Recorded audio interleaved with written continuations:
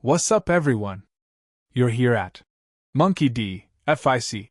We're dropping something epic today. What if Luffy had Gojo's 6 eyes and become Eyed God? Like and subscribe if you enjoy. Let's get started. Chapter 1. The eyes that remembered the sea didn't care about grief.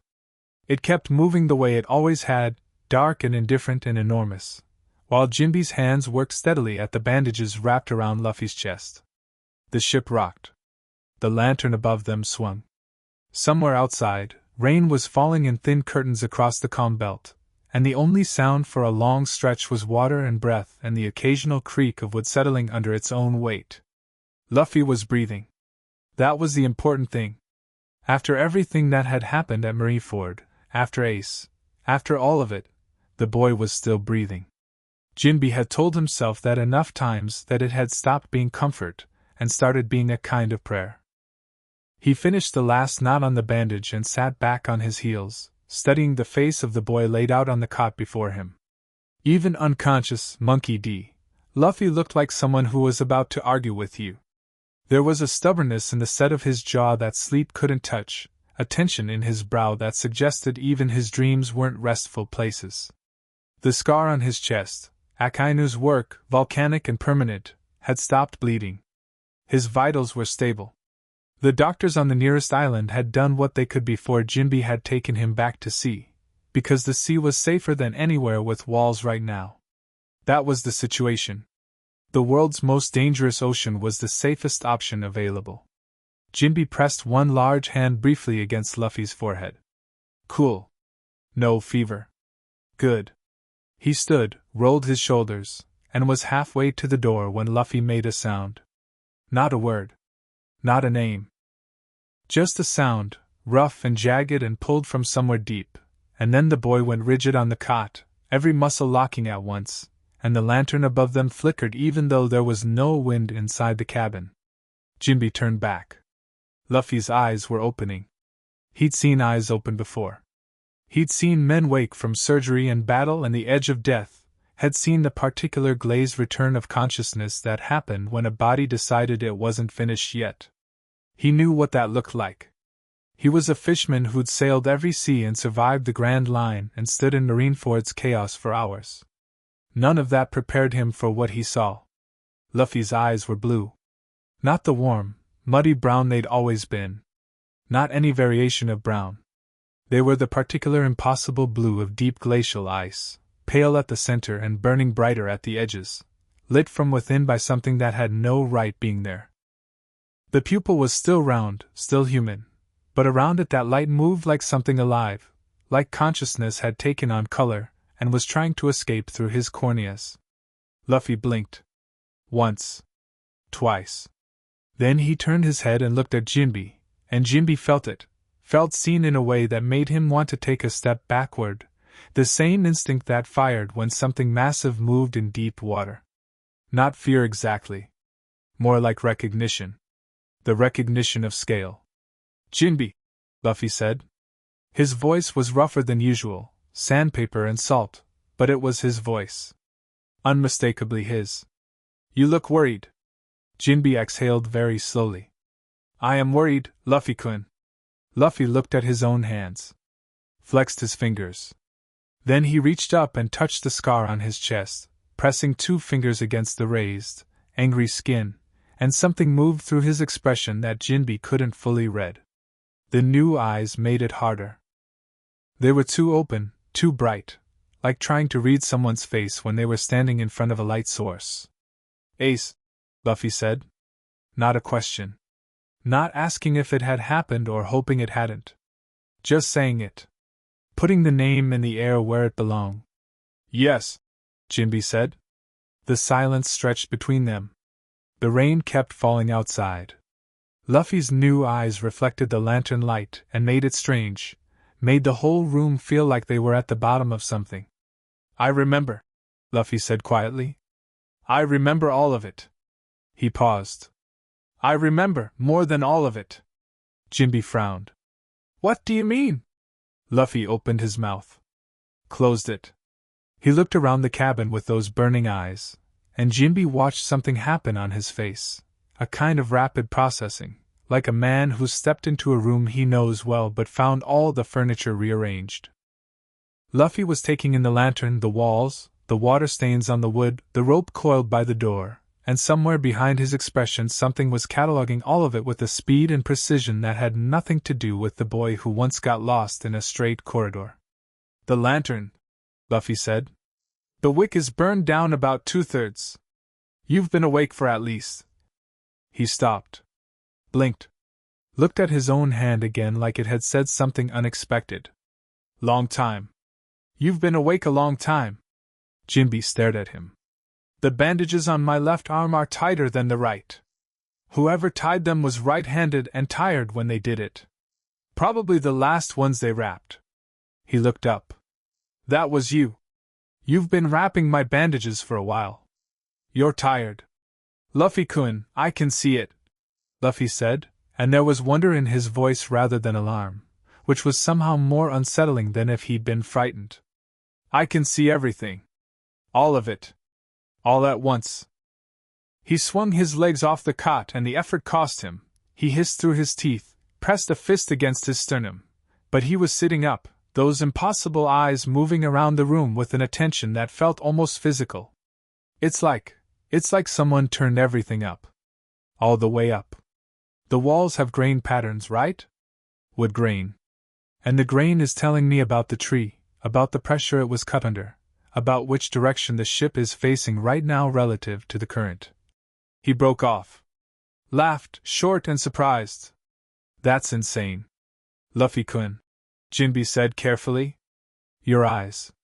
"I know. They changed." "I know." "Do you know how?" "No." Luffy touched the corner of one eye.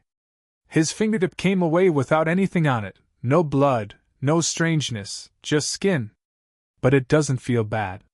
It feels like—" He thought about it with the serious concentration he normally reserved for meat and adventure. "Like I was always squinting. And now I stopped." Jinbe sat down heavily in the chair across from the cot. He was a fishman. He'd been to the bottom of the ocean. He had seen things that most humans would refuse to believe. But he was also intelligent in the way that long-lived, widely traveled people became intelligent, an intelligence that recognized significance even when it couldn't explain it, and he recognized that what was sitting on that cot, looking at the world with eyes that glowed like winter sunlight, was something the world had not seen for a very long time. He didn't know exactly what it was. He just knew it mattered. The same way a sailor knew a particular change in the wind mattered before they knew what storm was coming. "Rest," he said finally. "Your body needs it even if your eyes are doing something extraordinary." Luffy looked at him for a moment with those two bright eyes, and Jinbe had the distinct sensation of being read. Every small tension and truth and careful omission skimmed the way you'd skim a page.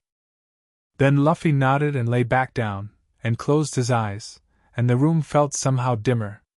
Jinbe sat awake for another 3 hours. The rain kept falling. 3 days later, when the ship docked at a small, forgettable port on the edge of a forgettable island whose name appeared in no marine records, Zoro was waiting on the dock. He looked terrible.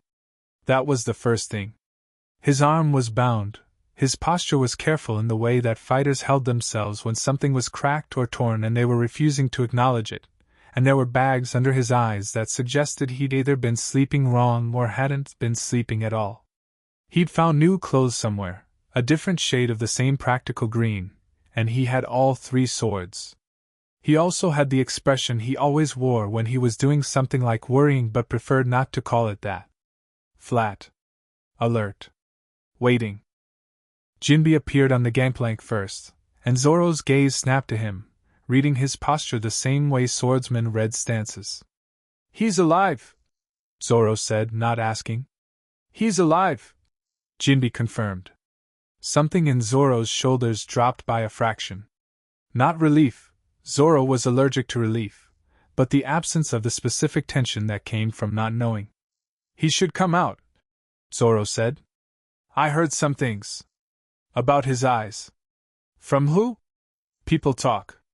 Zoro stepped off the dock and onto the gangplank, and Jinbe moved aside, because there was a particular quality to Zoro's walking when he made a decision that made it unwise to stand in the path of it. The port master here has a den mushy. There was a broadcast 2 days ago, some marine ship that got close enough to take a picture. It's spreading. Jinbe closed his eyes briefly. How far? Far enough that I had 3 people ask me if the rumors were true before I'd been on this island an hour. Zoro paused at the top of the gangplank and looked back, the breeze moving through his hair. What is true? What happened to him? I'm not certain, Jinbe said honestly. Zoro absorbed this, turned back, and went below deck. Luffy was sitting cross-legged on his cot eating rice crackers from a bag with the serene focus of a man who'd found religion in snack food. He looked up when the door opened, and Zoro stopped in the doorway and they looked at each other for the first time since before Marineford. Zoro's eye, the one that worked, tracked from Luffy's face to his scar to his eyes and back to his face in a single smooth sweep. He said nothing. Luffy said nothing. The silence was doing a lot of work, carrying the weight of Marineford and Ace and Shanks's voice saying I saved your life once and every impossible minute of that battle. Then Zoro said, You look stupid with blue eyes. Luffy grinned. It was the first real grin, the real one that took over his whole face and pushed his eyes into crescents, except the crescents now glowed faintly at the edges and the overall effect was something between holy and terrifying. They're pretty cool though, right? No. You're lying. Luffy tilted his head. Those eyes caught the light and did something with it that human eyes didn't normally do. You think they look strong. I think you look like you're going to cause more problems than usual, and that's somehow worse with the eyes involved. Zoro crossed the room and sat in the chair Jinbe had occupied. He leaned forward with his elbows on his knees and looked at Luffy directly, and Luffy looked back, and whatever passed between them in that gaze was the kind of thing that didn't need words and wouldn't have been improved by them. Are you okay? Zoro said. No, Luffy said. Zoro nodded once. Didn't offer anything else. Didn't try to fix it or address it or reframe it. Just nodded, because sometimes someone telling the truth deserved the simple respect of having it acknowledged. I will be, Luffy said. I just need time. And training. A lot of training. The grin was still there, but it had a different quality now, something harder at the edges, something forged rather than natural. I need to get stronger, Zoro. So strong nothing like Marineford ever happens to anyone I care about again. That's going to take a while, Zoro said. Then I'll start now. You've been awake for 3 days. 4, actually. Luffy finished the rice crackers, crumpled the bag, tossed it, and stretched his arms to the ceiling with a loud crack of joints. I haven't been sleeping much. The eyes keep. He gestured vaguely at his own face. Seeing things. When it's dark. I can see through the walls a little. Did you know there's a cat sleeping on the dock right now? Orange one. It's dreaming. Zoro stared at him. I can see its little legs moving, Luffy said. We're going to need a bigger training schedule, Zoro said. The island had no name worth remembering, but it had a coast, and a forest, and enough empty space that 2 people could hit each other at full strength without destroying anything irreplaceable. Luffy found this sufficient. They sparred the next morning in a clearing about half a mile inland, Zoro with 2 swords drawn and Luffy with his arms stretched and his new eyes open and absolutely nothing else. No specific technique. No careful warm-up. Zoro attacked first because waiting was never interesting to him, a downward cut that would have opened a normal person from shoulder to hip, and Luffy moved sideways 3 feet and let it pass through empty space. Not the way he usually moved, reactive, instinct-driven, rubber body chaos responding to what was already happening. This was different. He'd moved before the cut was fully committed, before Zoro's muscles had finished delivering on the decision. He'd moved when Zoro had decided, which was earlier, much earlier, and the result was a dodge that looked casual in a way that dodges were not supposed to look. Zoro noticed. His eyes narrowed. He adjusted, feinted left, drove right, crossed both blades in a scissors motion at Luffy's midsection. Luffy stepped back, let the tips pass within a centimeter of his shirt, and then snapped forward with a gear second punch that hit Zoro's center mass and sent him through 2 trees. He was back on his feet before the second tree finished cracking, chest heaving, expression caught somewhere between fury and genuine alarm. Luffy was standing in the clearing with his arms at his sides and those blue eyes watching him from the smoke and debris with an expression that was still, somehow, impossibly, warm. Not calculating. Not cold. Warm, like he was watching something he cared about, which was more unsettling than anything hostile would have been. You move first, Zoro said. Yep. Before I cut. Yep. Zoro pulled bark out of his hair. How early? When you shifted your weight, Luffy said. The inside of your right heel dropped. That's when you decide to go right. He paused, thinking about it. Also your haki. I can see it. Like water, kind of. It changes shape when you're about to do something. Zoro went very still. You can see haki. It's got colors, Luffy said, with the easy delight of someone describing a nice view. Yours is green.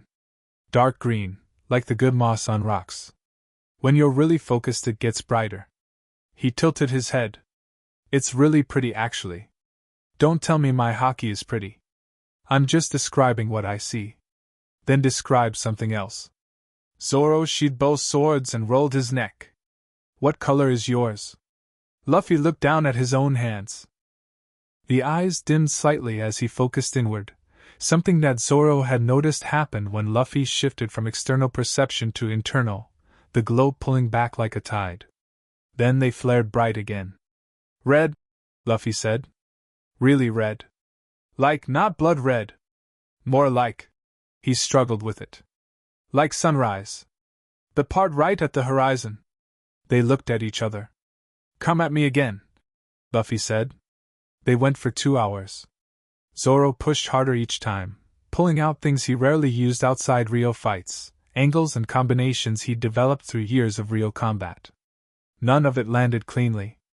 Some of it landed at all. Zoro was too good and too experienced to be completely shut out, and he put 4 solid hits on Luffy in 2 hours, which was both less than he was used to and more than most people would have managed. But the fight had a quality that no previous spar between them had ever had. Luffy was 3 steps ahead. Not 1. 3. And the terrible part, from Zoro's perspective, was that Luffy wasn't being smug about it. He wasn't gloating or mocking or holding back to make a point. He was completely, earnestly engaged, trying hard, throwing his full strength into each exchange, and the 3-step advantage was just there, natural as breathing, requiring nothing from him except those open, burning eyes. When they stopped, Zoro was breathing hard and Luffy was barely winded, and they sat on opposite sides of a rock and drank from the same canteen without speaking for a while. The eyes changed your observation, haki, Zoro said eventually. More than changed it, Luffy said. It's like, before, my observation was like hearing footsteps. Now it's like I'm watching someone write the footsteps before they make them. He rolled a pebble between his fingers. I can see intent. Actually see it. Not feel it, see it. Before someone does something, the intent is already there, in their haki, in their body, in the way their weight moves. I can read it like. He held the pebble up and squinted at it with those blazing eyes. Like I can read everything that happened to this rock just by looking at it. Zoro looked at the pebble. What happened to it? River. Fast one. Mostly limestone in the riverbed. Luffy turned the pebble over. A fish hit it once, trying to dig something out from underneath it. He smiled. The fish was having a bad day. You're going to be insufferable, Zoro said. Luffy laughed, real and bright and full, and for a moment the clearing was just a clearing and Luffy was just Luffy and the scar and the blue eyes were just details rather than omens. Then Luffy's expression settled back into something quieter, and he turned the pebble over one more time, and said, I'm going to need to get much stronger. The eyes help. But eyes aren't everything. No, Zoro agreed. I need haki that can actually keep up with what I'm seeing. He closed his fist around the pebble. There's a gap. Right now, I can see the right move about a second and a half before I need to make it. But my body isn't always fast enough or strong enough to act on it. So I can see the opening and then miss it. He looked up. It's like knowing exactly where the punch is going to land and not being able to move fast enough to dodge it anyway. That's actually helpful information, Zoro said. It means you're not just going to wake up invincible. Were you hoping I would be? Absolutely not. You're already annoying enough.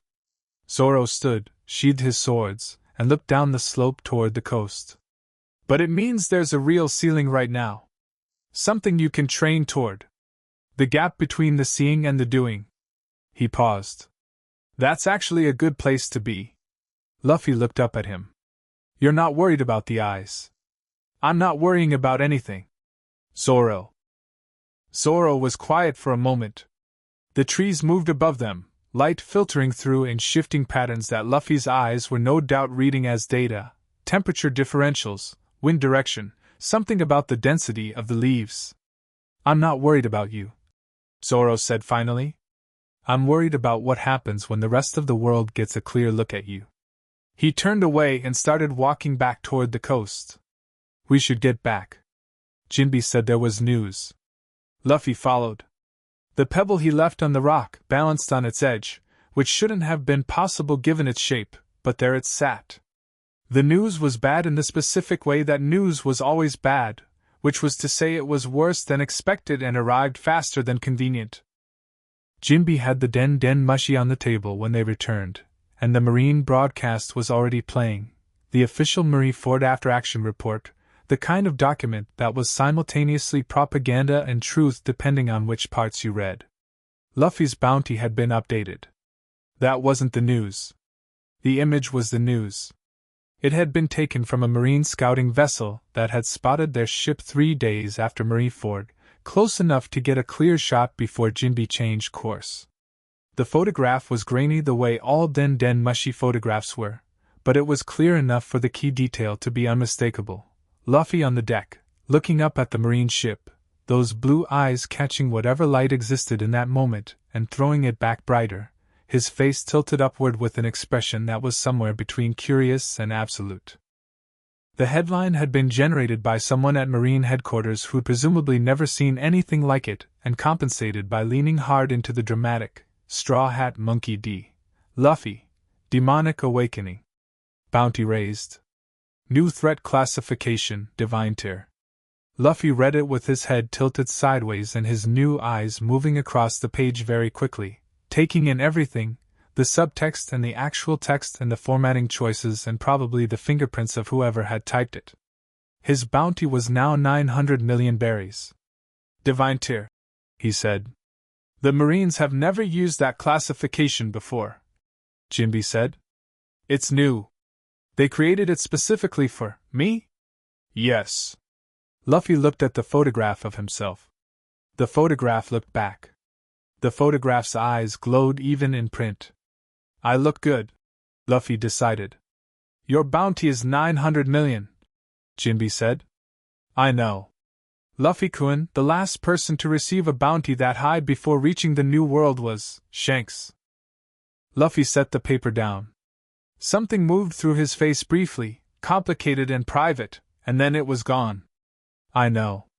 He looked at Jinbe and Zoro and whoever else was in the room, a few crew members who'd found their way back through Jinbe's network, faces that Luffy knew and trusted, and he was quiet for a moment with the particular quality of quiet that happened right before he said something that would define the next significant period of everyone's lives. I'm going to train, he said. Hard. For 2 years if I have to. I'm going to learn what these eyes can do, and then I'm going to learn everything else I still don't know. And then, he picked up the bounty poster and folded it once, neatly, and tucked it into his vest. Then I'm going to go find my crew and we're going to go to the New World and I'm going to become king of the pirates. He said it without heat or performance. He said it the way someone stated a fact they'd simply gotten around to stating. Nobody in the room doubted him. That was new. Not the declaration was Luffy's standard operating mode. The thing that was new was the quality of the silence that followed it. Before, When Luffy said things like this, the silence carried a warm, affectionate mix of belief and good-humored skepticism, the silence of people who loved him and believed in him and also knew how many walls stood between the aspiration and the reality. This silence was different. This silence carried the weight of those eyes in that photograph and the memory of a 2-hour sparring session where Zoro had landed 4 hits on a rubberman with his guard completely open, and it was the silence of people who looked at the evidence available and simply believed. Luffy didn't notice the difference. He was already walking toward the open deck, tilting his face toward the evening sky, those blue eyes opening wide to take in the stars and probably reading them the way navigators did, probably knowing instantly which direction was which and how far they were from anywhere, probably finding it all deeply interesting and moving on to the next thing. Zoro watched him go. His jaw was set and his hand was resting on Wado Ikemanji's hilt, not drawing it, just touching it the way he did when he was deciding something. Then he turned and went below deck to find somewhere to sleep, because if Luffy was training tomorrow and training hard, Zoro intended to be there, and he intended to keep up, because that was what he did. It wasn't about keeping pace with something godlike. It was about being the kind of man who the Pirate King needed at his side. The standards had just changed. That was fine. Zoro had been raising his standards his whole life. Above deck, Luffy stood at the railing and looked out at the dark water. The rain had stopped. The calm belt stretched ahead of them, moonlit and ancient and full of things that would eat a normal ship whole. His eyes tracked through the darkness, reading the water, seeing the massive shapes of sea kings moving in the deep as trails of bioluminescent disturbance, huge and slow and unaware they were being watched. He let them move. He had no interest in sea kings tonight. He pressed his fingers against the scar on his chest and let himself feel it for a moment. The raised skin, the heat that hadn't fully left yet, the permanent geography of loss. Ace. It was still there. It would always be there. The eyes could see through walls and red hockey-like color and track the movement of sleeping cats and sleeping sea kings, and none of it, had seen through the simple wall of time and brought his brother back. That was the thing about these eyes, he was starting to understand. They showed him everything that existed. Not everything that could exist, not everything that should exist. Just what was. He took his hand off the scar. What was this: he was alive, his crew was out there, the world was vast and full of powerful people and ancient secrets, and somewhere at the end of a sea he hadn't reached yet was a throne made of 1,000 blades and a name that had been spoken since before his grandfather was born. He was going to reach it. He was going to do everything he needed to do to reach it. And then he was going to change everything. The sea kings moved in the dark below him, enormous and ageless, and his eyes watched them without fear, bright against the night, lit from within by something old and patient and utterly, completely his. Somewhere on the island behind them, an orange cat slept on a dock, its legs moving in whatever dream it was having. Luffy looked toward the horizon. It was a long way away. That was fine. He'd start walking in the morning. Chapter 2: The color of killing intent. The island didn't have a name on any map Nami had ever drawn, which was exactly why Luffy chose it. He'd pointed at it from the deck of Jinbe's ship 3 days after the Den Den Mushi broadcast, not chosen it from any navigational logic or strategic reasoning, just pointed with one arm stretched to the horizon and those blue eyes already reading things in the distance that nobody else could see yet, and said that one, with the calm certainty of someone who'd been asked a very easy question. Jinbe had altered course without argument. Zoro, sitting against the mast with his swords across his lap, hadn't even looked up. The island was good. That was the simple fact of it. Dense forest that stepped back from a long black sand beach, fresh water running down from a rock shelf inland, enough terrain variety to make training interesting and enough isolation to make intrusion obvious. No villages. No ports. No records.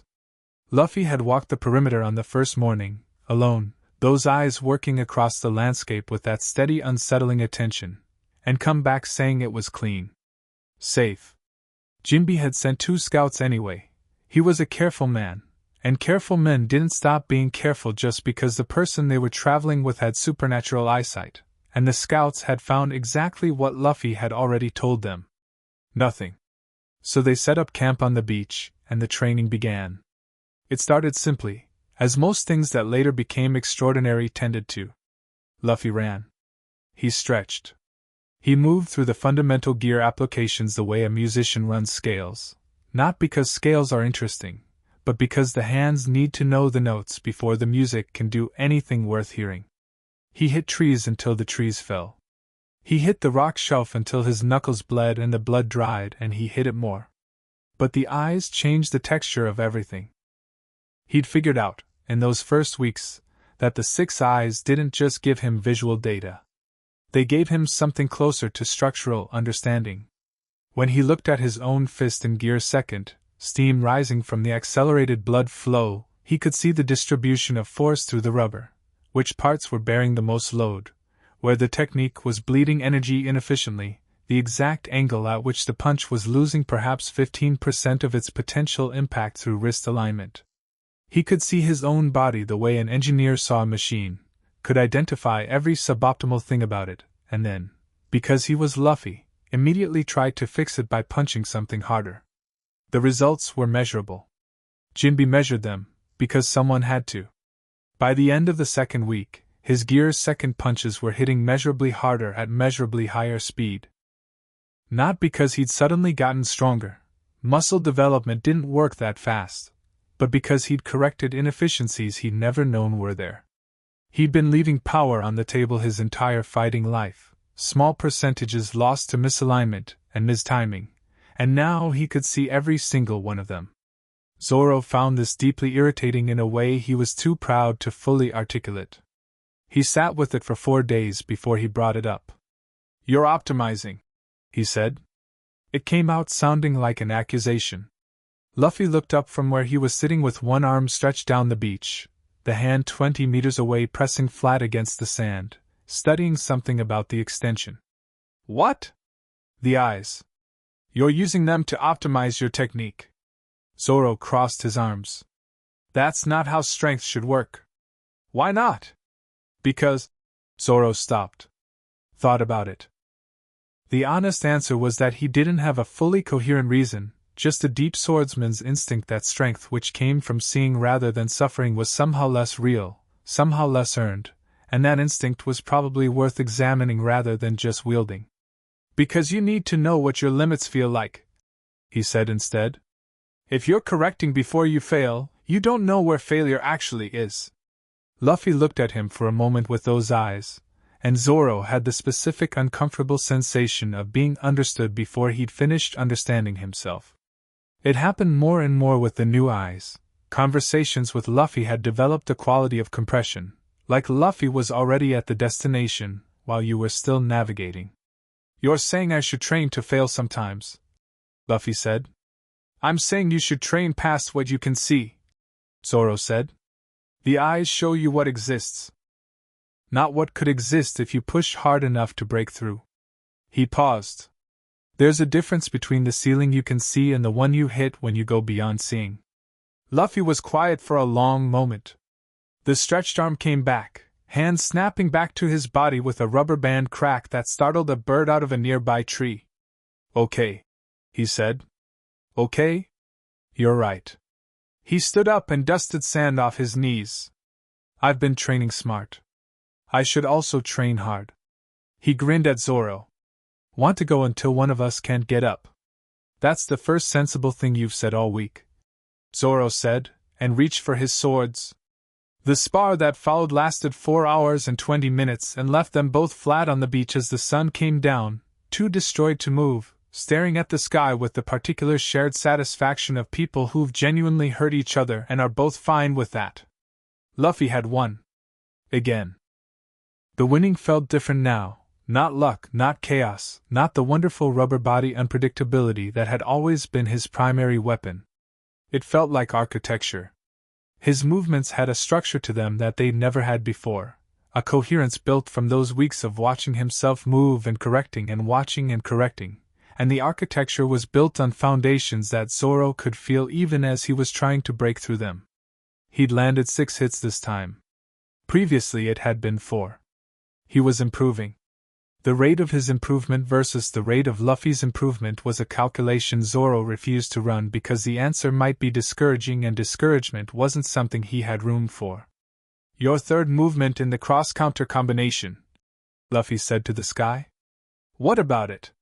Your left shoulder telegraphs it. Just slightly. A pause. I can tell you what it looks like if you want. Zoro stared at the sky. The stars were coming out, bright and sharp above the dark tree-ling.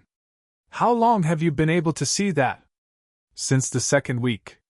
And you didn't say anything. You told me you didn't want me using the eyes to optimize things. Zoro closed his eyes. The logic was technically valid. That somehow made it worse. Tell me, he said.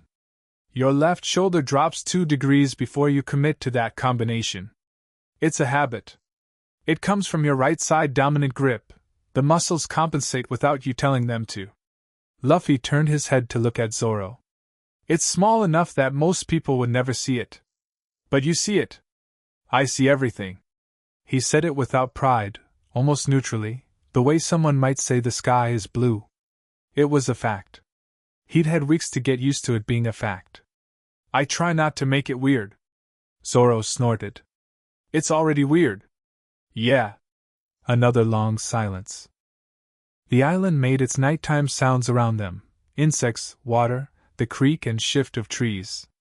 Somewhere inland, something large moved through the undergrowth, and Luffy's eyes tracked the sound without him turning his head, reading the shapes in the dark, identifying it as a large herbivore by the relaxed pattern of its movement, and filing it under not a problem with the casual efficiency of a mind that had gotten very good at sorting things. Zoro, Luffy said. Do you ever think about what would have happened if I'd been stronger at Marineford? The question landed in the silence and sat there.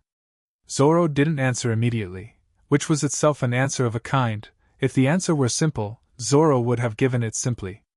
Yes, he said. What do you think would have happened? Ace would probably be alive. He said it flatly, without cruelty, the way you stated unpleasant facts. And Whitebeard might have survived longer.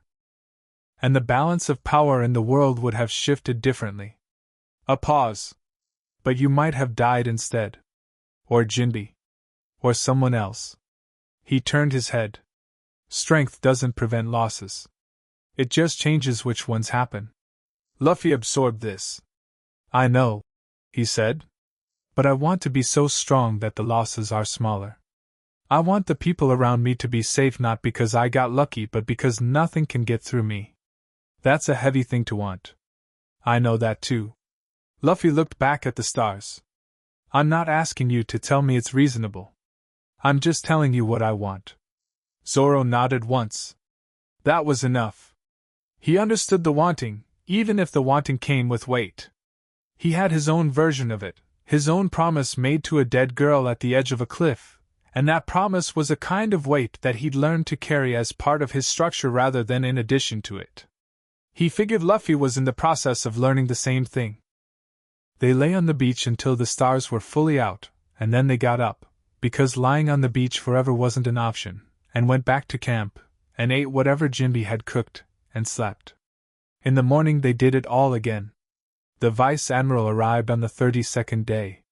His name was Tokugawa Rei, and he was the kind of Marine that the institution produced at the upper middle tiers, competent, experienced, genuinely committed to his version of justice, and absolutely certain that the thing he was doing right now was the right thing. He came in a single ship, mid-sized, 100 Marines plus the usual complement of officers, a seastone net loaded in the cargo hold in case the rumors about the Straw Hat's new capabilities turned out to be manageable rather than genuinely terrifying. He'd read the report. He'd studied the photograph. He'd even obtained, through sources he preferred not to name, a transcript of the first sparring session on this island, leaked from a Marine scout who'd gotten close enough with a listening snail before being detected and fleeing. He understood, intellectually, that the boy on this island was probably more dangerous than standard procedure assumed. He came anyway, because orders were orders and justice was justice, and a vice-admiral who backed down from a 900 million berry threat because of some photographs and rumors would find his career considerably shortened. The ship dropped anchor 3 miles from the coast. Ray stood at the prow and looked at the island through his spyglass, and the island looked back at him the way all unsettlingly quiet places looked back, which was to say it offered nothing. "Sir," said his first officer. "Should we approach?" "Yes," Ray said. "Standard formation. Seastone net ready. I want the armament hockey users at the front, and he already knows we're here," said a voice beside him. The vice-admiral turned around very fast. Luffy was sitting on the railing of his own ship. Not sitting nearby, not standing on a different vessel at a distance or calling across water. Sitting on the railing of the marine ship, 3 miles from shore, having apparently gotten there without anyone seeing or hearing him approach, his legs hanging over the edge and his new eyes catching the morning light and doing that thing where they seem to generate light rather than just reflect it. He was eating a rice ball. He looked completely comfortable. Every marine on the deck had gone still. The ones nearest to Luffy had their hands on their weapons without making the conscious decision to put them there, the instinctive response of trained fighters to a perceived threat, and several of them had gone slightly pale in the way that people went pale when something happened that their training hadn't covered. "You're Vice Admiral Tokugawa, right?" Luffy said, between bites. "I could see your rank insignia from the beach. Also the seastone net in the cargo hold." He looked at the deck thoughtfully. "Below. Port side. It's good seastone too, dense. Better than the stuff Marines usually use." Ray stared at him. He was a man who'd achieved his rank through genuine competence, and he was applying that competence now, rapidly recalibrating his entire understanding of the situation. The boy had seen through the hull of his ship from 3 miles away. He'd gotten onto the ship without being detected, crossing 3 miles of open water and boarding a vessel with 100 armed Marines and presumably no one noticing until he wanted them to. The seastone net was suddenly feeling much less reassuring. "Straw Hat Luffy," Ray said. His voice was steady, which he was quietly proud of. "You are wanted by the world government on charges of—" "I know the charges," Luffy said. He finished the rice ball and dusted his hands off on his shorts. "You've got good Marines. The 12 in the front row, they're the hockey users, right? Their color is solid. Disciplined." He scanned the deck with those eyes, and the Marines under that gaze had the universal experience of being looked at by something that saw too much, several of them straightening unconsciously as if they were being inspected. "You trained them well." Ray blinked. It was not the sentence he'd expected from the Straw Hat. "I'm not going to fight your Marines," Luffy continued. "Most of them are just doing their jobs, and I don't have a problem with that. But—" He slid off the railing and landed on the deck, and every weapon on the ship was suddenly drawn in one clattering rush of steel and armament hockey. "I am going to go back to my island, and you're going to leave without the net, because I prefer not to spend the next hour fishing seastone out of the ocean." Ray raised his hand and his Marines held position, weapons up but not yet committing. He looked at Luffy directly and tried to read the boy the way experienced fighters read opponents, looking for the calculations underneath the ease, the fear beneath the performance. He found nothing except exactly what was on the surface, which was a 17-year-old in a straw hat with glowing eyes who was being entirely genuine. That was more frightening than any calculation would have been. "I can't simply leave," Ray said. "My orders. Your orders say to bring me in or to neutralize the threat," Luffy said. "You can't bring me in. And I'm going to walk back across the water now, so—" He shrugged. "Go home. Tell them you assessed the situation and determined that a standard engagement was non-viable." "That's true." He turned and walked to the edge of the ship. "Oh, and tell whoever sent you that the net idea was good. Probably work on someone else." He stepped off the edge and landed on the water's surface, and he walked. Not running, not Jeppo bouncing through the air. Walking, both feet pressing into the surface filmed the way someone walks through shallow water they know perfectly well, leaving small circular ripples behind each step, growing steadily smaller as he moved back toward the island. The 100 Marines and their vice-admiral stood at the railing and watched him go. Nobody moved for a very long time. "Sir?" said the first officer, eventually. "Orders?" Ray stood at the railing for another long moment, watching the small figure grow smaller, those faint blue lights visible even at distance. He was running the calculation he'd been trained to run: threat level, resource assessment, probability of mission success, acceptable losses. He was a by-the-book man doing a by-the-book analysis. The result was unambiguous. "About," he said quietly. "We're going home." "Sir?" "We're going home." He turned away from the railing and walked toward his cabin. "Send a full report to headquarters. Everything. The eyes, the water walking, all of it." He paused in the doorway. "And note in the report that he complimented our training." The first officer opened his mouth. Closed it. Ray went inside and closed the door.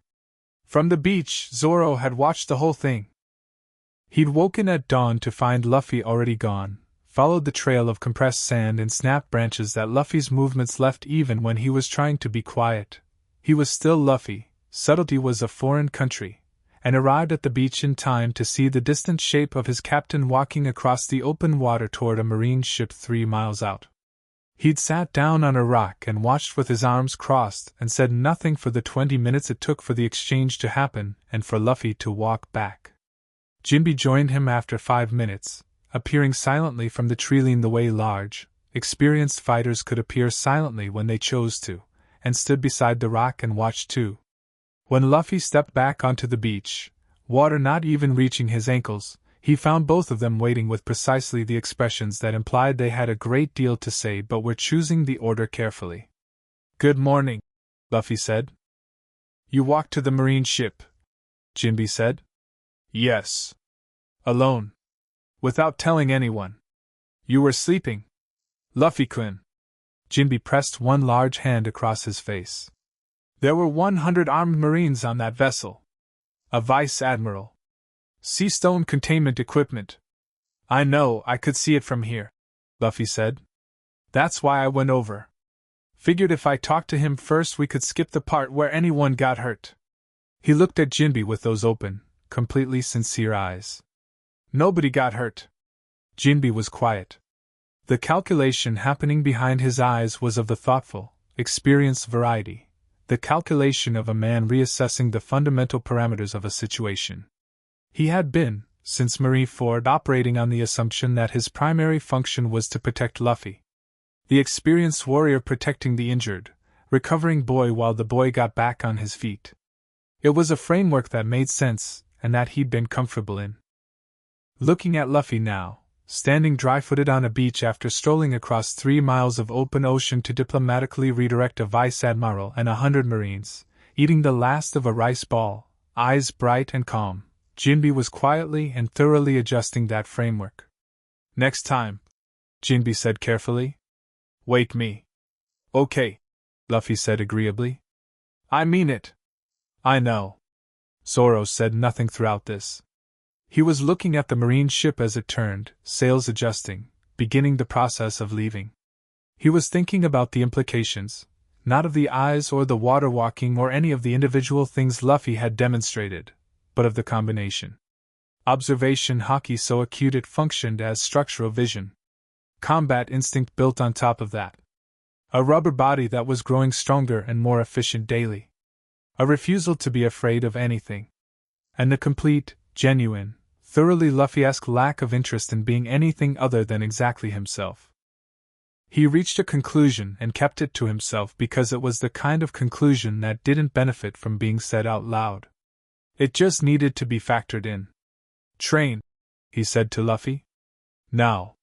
The marine ship being here means someone knows this island. We've got maybe 3 weeks before a bigger response comes. Use the time." Luffy grinned. "Already planning to." The Celestial Dragon's ship appeared on day 38. It was unmistakable even from a distance. The design language of world noble vessels had a specific quality, ornate and excessive in ways that communicated power without any military functionality, all gilded edging and flags bearing the symbol of the Celestial Dragons, the world's declaration that these people could go anywhere, and do anything and face no consequence. The ship appeared around the northern headland in the mid-afternoon, and Luffy saw it from inland where he was running weighted circuits through the forest, and stopped. Zoro, doing forms on a flat rock 30 meters away, noticed Luffy stop the way you notice sudden stillness in moving water. He looked up. Luffy's eyes were fixed on the northern coast, looking through the forest and the distance with that particular quality of absolute focus, every other feature of his face gone neutral. His jaw was set. The glow in his eyes had brightened, sharpened, the light pulling tight rather than radiating warmly the way it usually did. "What is it?" Zoro said. "Celestial Dragon." Luffy's voice was completely level. "Their ship.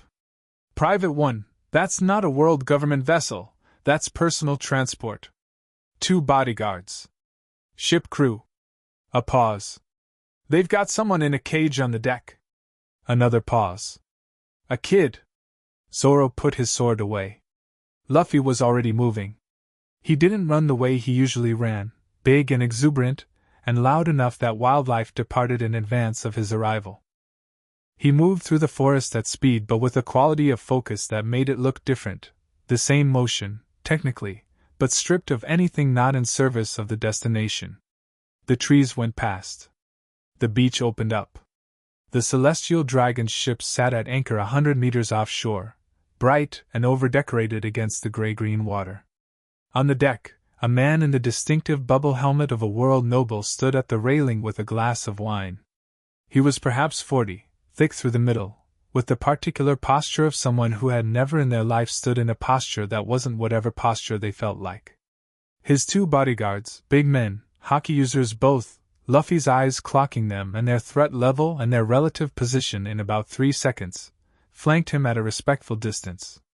In the cage at the stern, a boy maybe 12 curled against the bars with his knees to his chest. He wasn't Luffy's crew. Luffy didn't know him. That was immaterial. Luffy stretched his arm back across the beach, grabbed a rock, and used it as an anchor to slingshot himself across the 100 meters of water in a single arc, landing on the deck of the Celestial Dragon's ship with a crack that left 2 boot-shaped impressions in the expensive wood. The bodyguards reacted instantly, both of them moving to intercept, armament hockey rushing up their arms and weapons coming out.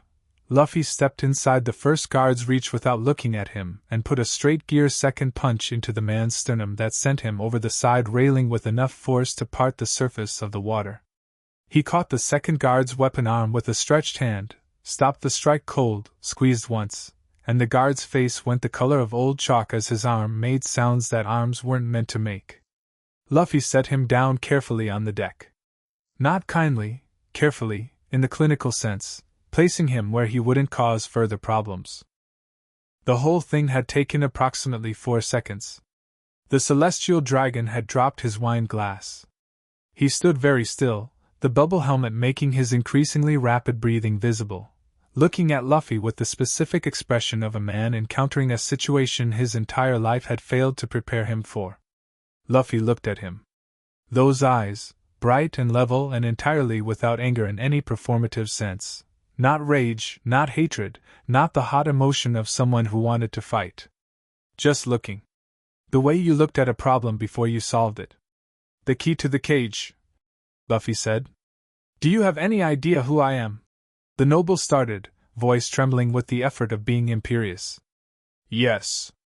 Luffy walked toward him. The noble took a step backward and hit the railing and had nowhere else to go. Luffy stopped 2 feet away and looked up at him.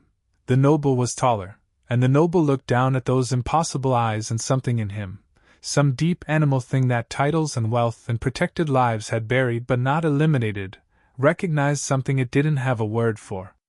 "The key," Luffy said again. The key was produced. It shook slightly in the noble's hand. Luffy took it. He walked to the cage, unlocked it, and opened the door, and crouched down to the boy inside. "You okay?" he said. The boy stared at him with enormous eyes, taking in the hat and the scar and the eyes that glowed, and managed a nod that was more reflex than communication. "Can you swim?" A shake of the head. "Okay." Luffy stood up, picked up the boy with one arm, gently, the way you'd carry something fragile, and turned back to the railing. He looked at the celestial dragon one more time. The man had recovered enough to have found his outrage again, some of the imperial bluster returning. "There will be consequences for this," the noble said. "I am a celestial dragon. You have attacked my person and stolen my property. The admirals will send them," Luffy said. He stepped onto the railing, balancing easily. "I'll be here for 3 more weeks." He stepped off the railing and fell and landed on the water and walked back to shore, carrying the kid under one arm, those blue eyes already tracking something on the horizon that nobody else could see yet. On the ship, the celestial dragon stood at his railing with an empty hand and a missing key and a deck bearing the impressions of a straw hat pirate who had looked at him, a world noble, the way someone looked at furniture they were thinking of moving. He sent the message to Marineford that night. Priority 1. His hands, notably, still shook when he wrote it. Nami was already on the island. She'd arrived 2 days ago, navigating a stolen dinghy by starlight and sheer competence, appearing out of the dark while Zoro was on watch and giving him a look that communicated everything relevant about her feelings regarding being left behind before she'd said a single word. She'd been watching the celestial dragon situation from the tree line. She'd been watching a lot of things from a lot of tree lines, which was how she'd managed to survive this long. And when Luffy came back up the beach with the 12-year-old under his arm, she was waiting. She took the kid immediately, in the specific manner of someone who knew exactly what needed to be done and didn't want anyone else doing it badly. Food. Water. A blanket. Some quiet. She sat with him on the far side of the camp while the fire got going, and she talked to him in the low, easy voice she used when the crew was scared, and the kid gradually untucked himself from his defensive curl and became someone less like a cornered animal and more like a tired child. Luffy sat by the fire and watched this and said nothing, those eyes soft in the firelight. Zoro sat across from him. "Celestial Dragon's going to report you." "I know. The admirals, I know." "Luffy." Zoro met his eyes directly, held the contact despite the specific challenge of holding eye contact with something that bright. "You realize this escalates everything." "Marines, then a noble, you said admirals, I know," Luffy said. He poked at the fire with a stick. The fire read its own structure in his eyes and showed him its temperature distribution and the efficiency of the fuel and probably 15 other things he'd stopped noticing because there was too much data all the time, and you had to learn to let most of it just exist. "If an admiral comes, an admiral comes. And you'll fight one. If I have to." Zoro was quiet for a moment. "Are you ready for that?" Luffy considered it honestly.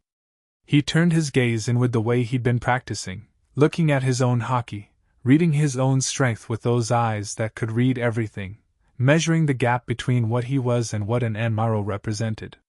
He sat with the measurement for a moment. "Not yet," he said. "But I will be. 3 weeks isn't, I'll be ready," Luffy said. He looked up from the fire, and his eyes were very bright. "I can see exactly what I need. And I can see exactly what it'll take to get there." He smiled, not the big grin, something quieter. "I just have to do it." The fire cracked. Nami's quiet voice carried across the camp, reassuring the kid about something. Above them, the stars were the specific thick sprawl of stars that appeared over uninhabited places, uncompeted by any light. Zoro reached a decision he'd been circling for days. He stood up, walked away from the fire, sat down in the dark edge of the camp where it was quiet, and he drew Wado Ikimanji across his knees and began to sharpen it. Slowly, methodically, the way he sharpened a blade when he was thinking about the distance between what he was and what he needed to be. The sounds of the stone against the steel carried through the quiet camp. Somewhere in the water, 3 miles out, the Marine Vice Admiral's ship sailed away. And somewhere above that, in a sky full of data and color, and the haki trails of moving things that nobody else could read, Luffy's eyes were already looking towards something farther than any horizon. 3 weeks. He had 3 weeks. He picked up the stick and stabbed the fire and made it burn brighter. That would be enough. Chapter 3. Sabaody burns the thousand sunny came together the way things came together when Nami was involved, efficiently, with minimal wasted motion and maximum practical outcome. She'd sent the messages through back channels that only she knew, using a network of contacts built across years of navigating the worst waters in the world, and the crew arrived in ones and twos over the course of a week, each of them finding the unnamed island by following coordinates that Nami had encoded in a system nobody else would have thought to use. Usopp came first, with new gadgets and a story about his arrival that got longer every time he told it. Robin arrived quiet and composed, materializing on the beach one morning like she'd always been there, sitting with a book and a small smile that said she was glad and didn't need to perform the gladness. Chopper came in crying, hit Luffy in the shins 3 times, then cried more while conducting a thorough medical examination. Frankie had rebuilt himself in ways that were immediately visible and probably extensive in ways that weren't, and he arrived with lumber and tools and spent the first afternoon reinforcing the Sunny's hull with the focused energy of someone who understood that the next stretch of sea was going to be demanding. Brook arrived playing his violin on the deck of a passing merchant ship whose crew looked both confused and somehow improved by the experience. Sanji arrived last, 2 days after everyone else, with the specific aura of a man who'd been somewhere complicated and had decided not to talk about it. He cooked a meal the first night that lasted 4 hours and left everyone in a state approaching religious experience, and he watched Luffy the whole time from across the fire without saying a word about the eyes. After dinner, when the others had moved away in small groups and the island had settled into its nighttime register, Sanji sat next to Luffy and lit a cigarette and looked at the water. "The eyes?" he said. "Yeah," Luffy said. "They're real." "Yeah." Sanji took a long drag. "Let the smoke out." "How much can you see?" "Everything," Luffy said. He said it the same way he always said it, not boasting, just reporting. "Right now I can see a school of fish about 800 meters that way." He pointed southeast without looking. "The Sunny's hull has a stress fracture forming in the starboard bow, about 3 centimeters long. Frankie hasn't found it yet." He paused. "You've got a bruise on your ribs. 4 days old. Something hit you hard." Sanji was quiet for a moment. "Where I was," he said. "It was complicated." "I know." "You don't know where I was." "No," Luffy said. "But I know complicated. And I know you came back, which is the important thing." He looked at Sanji with those eyes, and Sanji had the experience that everyone had when Luffy looked at them now, the experience of being thoroughly, gently, completely seen. And then Luffy said, "Did you eat?"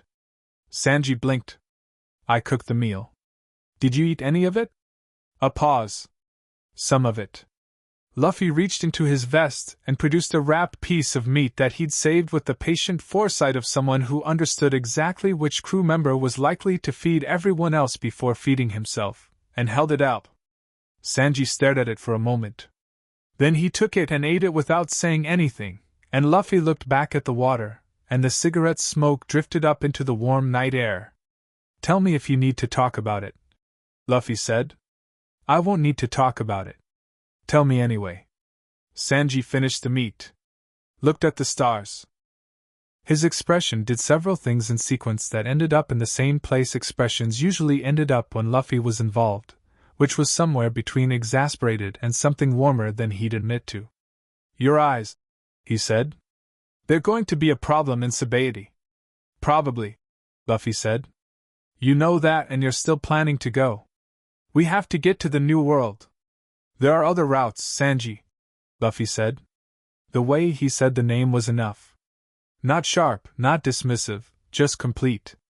Sanji looked at him and saw the shape of what was behind the eyes, the thing that lived underneath the easy confidence, the architecture of loss and determination and a specific decision that had been made somewhere between Marineford and now, that Luffy was done navigating around the world's expectations. Done minimizing. Done taking routes that involved less friction at the cost of less progress. Sanji took a last drag of his cigarette and crushed it against the rock. "Fine," he said. "Sabaody." He stood up. "I'll make sure we have enough food for the chaos." Make the rice thing, Luffy said. The one with the I know which one. Go to sleep.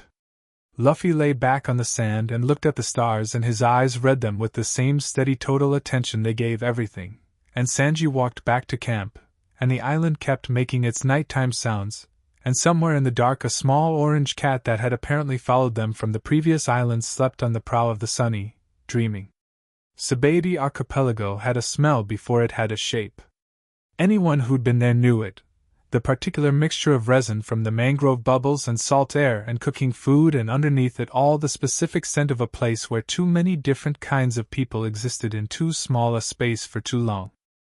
It reached them on the wind a few hours before the islands came into view, and Nami, standing at the helm, inhaled it and got that navigating look she wore when she was processing multiple streams of information simultaneously. Different, she said. Different how? Robin asked, from the railing beside her. Same smell. But, she frowned, working it out. Quieter. Usually you can hear Sabaody from this far out if the wind is right. The Grove District, the music, the crowds. She tilted her head. It's quiet. Luffy was already at the prow, both hands on the railing, eyes open and working across the distance. The six eyes did extraordinary things with scale. Objects that were technically too far for normal vision came into his perception not as a blur guess but as a clear reading. Distances collapsed by an optical capacity that operated according to different rules. He could see the bubble tree canopies of Sabaody's mangroves from 15 kilometers out. Could see the shapes moving between them, the density of the crowds in the different grove districts, the marine presence at the various checkpoints. 3 warships, he said, sitting at anchor on the northern approach. 2 more on the eastern side. And a pause. Cipher pole agents. At least 12, spread across groves 12 through 19. They're in civilian clothes, but the formation is too even. Someone arranged them. The crew absorbed this. The Sunny kept moving. They're expecting us, Zoro said. They've been expecting us for 3 weeks, Luffy said. Since the celestial dragon sent his message. He watched the island get closer, reading it the way he read everything, the data flowing in without effort. They didn't seal the island. Which means they want us to arrive. A trap, Usopp said, with the particular vocal quality he used when stating obvious facts in hopes that stating them would somehow make the situation less true. Probably, Luffy said. He didn't sound concerned. He sounded interested. Coming through Grove 23.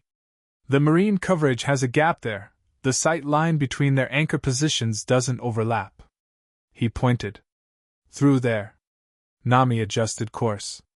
She'd stopped asking how he knew things like this approximately 2 days into sailing. The eyes told him that was the answer, and the answer was consistent, and so she'd incorporated it into how she navigated, treating Luffy's perception as an additional instrument the same way she treated the log pose and the barometer and her own accumulated judgment.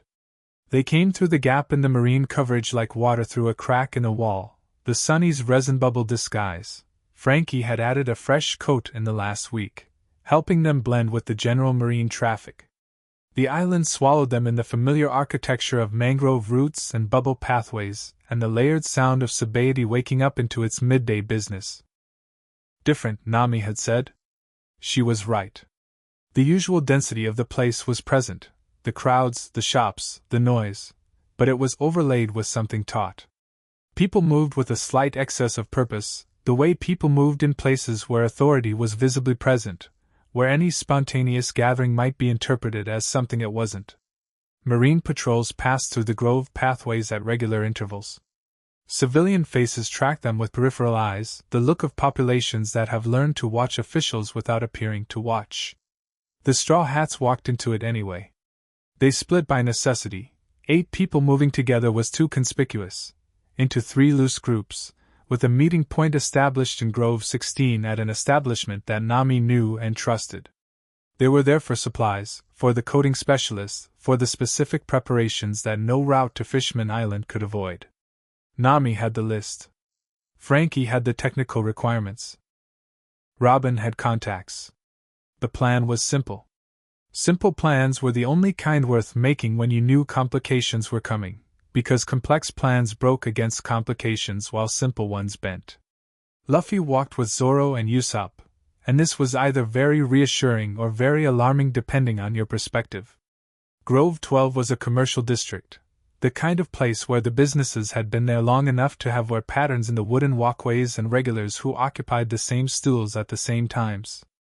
Luffy walked through it with his hat pulled down slightly and his eyes doing the continuous quiet reading that was just normal now. That was just how he moved through space, every person and surface and structural element catalogued and assessed and filed with the efficiency of a system that had been running long enough to be automatic. He noted the cipher pole agent standing in the shadow between a weapon shop and a food stall before they turned the corner onto the walkway. Noted the exact distance to the two agents at the far end of the grove. Noted the rooftop position covering the central junction from above, the position that was good enough that a normal person wouldn't see it but was positioned with a slight overcorrection to the left that suggested whoever was up there had been briefed on a right-handed target. He noted all of it and kept walking. "Don't look right," he said quietly. Zoro didn't look right. "Usopp, keep talking about the slingshot modification you were describing." Right, yeah, so the trigger mechanism. I was thinking if I adjusted the grip angle by about 15 degrees, good. Keep going." They moved through the grove at the pace of people with somewhere to be but no reason to hurry. The cipher pole formation tracked them. Luffy could see the minute adjustments in posture as each agent marked their passage, the slight communications in body language as the net tightened incrementally, and he let it track, let the net draw closer, keeping his own motion level and his face neutral because the face he showed was the data the agents were analyzing and he was managing that data deliberately. They reached Grove 16 without incident, which was itself informative. The cipher pole wanted them inside the island's interior before making any move. Standard procedure for minimizing collateral civilian witness to a priority capture operation. The meeting point was a covered terrace overlooking one of the smaller bubble forests. A place where the soap bubble canopies drifted past at eye level, and the light through them turned everything a soft shifting blue. Nami was already there with Robin, and the way Nami was sitting, straight, controlled, the position she took when she was processing something that had changed her calculations, told Luffy something had happened. She showed him a piece of paper without preamble. A notice, freshly printed, the marine seal sharp and dark. It was a modification to their existing orders regarding the Straw Hat Luffy, not the standard bounty poster update, but a tactical brief circulated to all marine personnel in the archipelago. It said, essentially, that standard capture protocols had been suspended. That Monkey D. Luffy's new threat classification warranted an observation unit response. That Vice Admiral class response was authorized to deploy at field discretion. And then, at the bottom, in the specific administrative language that Marine documents used when they wanted to communicate something significant without technically saying it, a note, Admiral-level intervention authorized upon field commander request. Sanji read it over Luffy's shoulder. "They called an admiral?" "Authorized," Luffy said. "Not confirmed." He set the paper down. "One is coming." He looked out at the soap bubbles drifting past. "I can't see that far. But someone will have made the call by now." "Which one?" Zoro said. The question sat on the table for a moment. "Does it matter?" Luffy said. Tactically we do the same thing." Luffy looked at Zoro. "We don't run. We get what we came for. We do the coding, we get supplies, and if an admiral shows up, I handle it." He said it with the same casual certainty he'd said everything since Marineford, the certainty that was no longer optimistic or defiant but had become something else, something that had been forged rather than assumed. "What's the status on the coding specialist?" "Rayleigh's not here," Nami said. "But I found someone. His apprentice. She says she can do the job but she needs 48 hours. "Done," Luffy said. 48 hours. We start now. The atmosphere and sebaity over those 48 hours had a specific quality, like the pressure before a heavy storm, not the storm itself, but the air becoming aware of what was coming. People who paid attention to such things, pirates and criminals and the various professionals of the archipelago who made their living reading political weather, began to quietly depart certain groves. Ships that had been planning layovers moved their departure times forward. The marine patrols increased in frequency and began to carry better equipment. The coding work proceeded. Luffy spent much of the 48 hours on the Sunny, watching the archipelago from the deck with those eyes open and reading the continuous data stream of the island moving through his perception. He was monitoring the cipher pole deployment, watching the marine positioning evolve, tracking the dozen small tells that indicated someone somewhere was managing a complex operation and was very close to executing it. He also spent several hours helping Chopper with a medical inventory, letting Usopp show him 3 different slingshot modifications without commenting on any of them, eating everything Sanji put in front of him, and at one point sitting with Robin on the deck while she read and he looked at the sky and neither of them said anything for 40 minutes, which was its own kind of necessary thing. On the second evening, Kizaru arrived. Luffy saw the light before anything else, a flash of photon speed travel, the yellow-white streak of it cutting through the Grove 27 airspace from the marine warship that had moved to a new position overnight. He'd been watching that warship specifically since mid-afternoon, tracking the elevated activity aboard it, and when the streak happened he was already on his feet. "Kizaru," he said. The word went through the sunny like current through water. Every crew member who heard it went to their station with the practiced efficiency of people who'd been sailing dangerous seas long enough that their reflexes were better than their decisions. The light reformed into the Admiral's shape in the air above Grove 20, 30 meters up, that particular lazy floating posture that Borsalino used as an aesthetic statement as much as a tactical position. He looked down at the archipelago with the mildly interested expression of someone who'd arrived slightly late to an event they'd already known the outcome of. Luffy stepped off the Sunny onto the dock, walked down the Grove pathway at a steady pace, and stepped into the open junction of Grove 20 with his hands in his pockets, and those blue eyes tilted upward. Kizaru looked down at him. "Oh my," the Admiral said softly. "The rumors are true. Those really are something unusual." "You're Kizaru," Luffy said. "Borsalino will do." The Admiral descended slowly, light bending around him, feet touching the wooden walkway of the junction with no sound. Around them, the Grove had emptied with impressive speed. Civilians had a finely calibrated sense for exactly these moments, the moments when the space between two significant forces was about to become somewhere very unhealthy to be. "You know, I had a look at the photographs on the ship over. Quite striking. The eyes." He tilted his head. "They don't look quite real, do they? Like someone painted them." "They're real," Luffy said. I expect so." Kizaru looked at him with the unhurried consideration of a man who had been Admiral class for long enough that urgency had stopped being a factor he needed to perform. "You've been causing quite a bit of trouble, young man. The Vice Admiral's situation, the Celestial Dragon." He shook his head with what appeared to be genuine mild regret. "That one was unfortunate." Lord Schaefer was apparently quite upset. "Good," Luffy said. Kizaru's expression didn't change in any dramatic way. But something in it sharpened, a quality of attention replacing the casual surface. He was reading Luffy the way experienced fighters read opponents, and what he was reading was making his calculation run slower than he was accustomed to. The boy wasn't afraid. Not performing lack of fear, not overcompensating bravado, not the brittle courage of someone managing their own terror. Genuinely, structurally unafraid, the way a cliff face was unafraid of weather. That was new. Kizaru had been an admiral for a very long time and he'd faced a great many dangerous people, and the specific absence of fear he was reading now was categorically different from anything he'd encountered before. Because it was informed. The boy's eyes were moving across him with a precise attention, reading something, cataloging something, and whatever they were reading had clearly told the boy something that the boy had decided was fine. "You can see my haki," Kizaru said. Not a question. "Yes," Luffy said. "And the light?" A slight gesture, photons dancing lazily around the Admiral's hand. "My logia? The dispersal pattern, the speed, the range, the refraction point where you reform." Luffy's eyes tracked the light the way they tracked everything. I can see where you're going to be about half a second before you get there. Maybe a full second if you move in a straight line. Kizaru was quiet for a moment.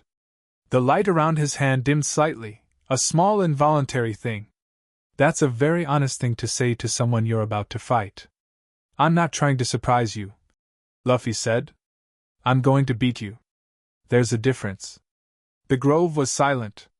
Somewhere in the mangrove canopy above them, a bubble tree made the soft sound of its resin working, the gentle internal voice of the archipelago's living architecture. Kizaru smiled. It was a genuine smile, faint and complicated, the smile of a man who had lived long enough to appreciate rare things when he encountered them. I see, he said. The speed was absolute. There was no wind-up, no declaration, no movement of the kind that telegraphed intent to normal perception. Kizaru became light in the same breath as the decision to become light, the kind of speed that functioned as an argument against the relevance of perception. A beam of concentrated photons traveling at light speed aimed center mass at the boy with the glowing eyes, a technique that had ended very serious fights in very few seconds. Luffy was sideways before it arrived. Not after, before. The half-second reading time meant the decision to move was made before the decision to fire was fully committed, the 6 eyes reading the photon alignment in Kizaru's body before the dispersal was complete, and Luffy's rubber body was in motion, while the beam was still leaving the Admiral's palm. It went through the space where Luffy had been and took a significant portion of a mangrove tree with it, the wood vanishing in a flash of heat, the bubble bark popping with a sound like pressure releasing. Kizaru reformed 3 meters away, and Luffy was already there. The punch caught him mid-reformation, gear second steam rising from Luffy's arm, the fist connecting at the exact moment when Kizaru's mass was at its most physical, not fully light, not fully solid, the transitional state that Logia users pass through when reforming from elemental dispersal. The 6 eyes read that transition window down to its fraction and put the punch precisely inside it. The impact was loud. It was the kind of loud that made nearby architecture reconsider its life choices. Kizaru went through the walkway, through the root structure beneath it, and hit the water of the grove channel hard enough to briefly part it. The archipelago was completely silent for approximately 3 seconds. Then it wasn't. Kizaru came back up from the water in a column of light, and the casual posture was gone, and the mildly interested expression was gone, and what replaced them was the Admiral in actual earnest, the full operational capability of one of the 3 strongest fighters in Marine service, and the fight that followed was the kind of fight that rearranged the geography of Grove 20. Luffy moved through the light. Not around it, through it. Using the reading the eyes gave him, the half-second to full-second preview of Kizaru's positioning, he built his movements on the topology of where Kizaru was going to be rather than where he was. He wasn't fast enough to be where Kizaru was, nothing short of comparable speed addressed the problem of fighting light. But he was precise enough to be where Kizaru was going, which was a different problem and one the 6 eyes had given him the tools to solve. Some shots landed. Kizaru was an admiral for 20 years, and experience had its own weight, and 3 of his full-force laser beams connected across the fight, shoulder, hip, the outside of Luffy's left arm, and those burns were real and they hurt, and the rubber body absorbed what it could and the rest was damage that would need tending later. But Luffy landed more. And every one of his hits landed in that reformation window, in the specific vulnerability that Kizaru's Logia nature created and that nobody had ever been able to reliably exploit before because nobody had ever been able to see it before. The fight lasted 11 minutes. At the end of it, Grove 20 had 3 large gaps where walkways had been, 2 bubble trees had been reduced to stumps, the water channel had been flash evaporated and refilled twice, and Kizaru was standing in the middle of the debris field with his uniform scorched and his composure engaged in significant repair work. Luffy stood across from him, burns on his shoulder and hip, steam still rising from his gear second heated arms, eyes bright and level. Either of them had gone down. The crew, watching from the edges, they'd come. Of course they'd come. Sanji and Zoro on one side, Robin and Nami back further, Frankie with his cannon up, watched this and reached similar conclusions through different routes. Coating's done. Frankie's voice came across, just loud enough. Since last hour. Ship's ready. Luffy didn't look away from Kizaru. Kizaru didn't look away from Luffy. You know, Kizaru said. His voice was still unhurried, which was either extraordinary composure or a deliberate choice. I've been doing this for a long time. And I've never had someone read my reformations. Nobody had eyes for it before, Luffy said. No. Kizaru looked at him for a long moment, doing some kind of assessment that was too internal to read even with the 6 eyes, and then said something that he would probably deny saying if anyone asked him about it later. The previous owner of those eyes. Before they were yours. He tilted his head. I wonder what they'd think of you. Luffy blinked. Once. What do you know about that? Less than Marineford's historians. More than most. He tilted his face slightly upward, something contemplative in his expression. Fascinating eyes for a rubber boy. I'm not a rubber boy, Luffy said. I'm the man who's going to be king of the pirates. Kizaru looked at him for a beat longer. Then he looked at the destroyed grove around them, the gaps and the stumps and the steam and the general architectural damage, and sighed, a soft and genuine sound. You should leave, he said, before my colleagues arrive. Some of them are less patient than I am. I wasn't leaving because of patience, Luffy said. I know. Something in the Admiral's expression was hard to read, and the 6 eyes skimmed it, and found layers that didn't reduce to simple categories, some complicated geography in there that Luffy filed away for later. I know that. Luffy held his gaze for a moment longer. Then he turned and walked back toward the Sunny, and his crew moved with him, and the grove rearranged itself around their departure. The Sunny went under. The coating held clean, a perfect bubble of resin wrapping the ship and sealing out the ocean as Frankie activated the descent system and the archipelago's surface receded above them, the bubble tree roots and the light and the chaos of Sabaody becoming a shimmer, and then a distant surface and then nothing. Below them, the ocean opened up in all its depth and darkness and impossible scale, and the fish were there, thousands of them, moving in patterns that Luffy's eyes read like music, the slow, enormous choral movement of deep ocean life. Chopper was already working on Luffy's burns. He was competent and thorough, and he worked with the focused disapproval of a doctor who wanted his patient to stop getting burned, which was a reasonable thing to want and also an ongoing project.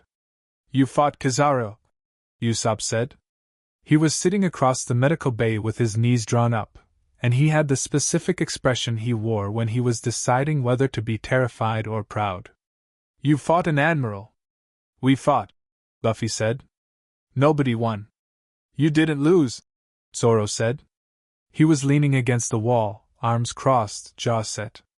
He'd watched the whole thing and had made his assessments, and they'd been complicated in specific ways. Against Kizaru.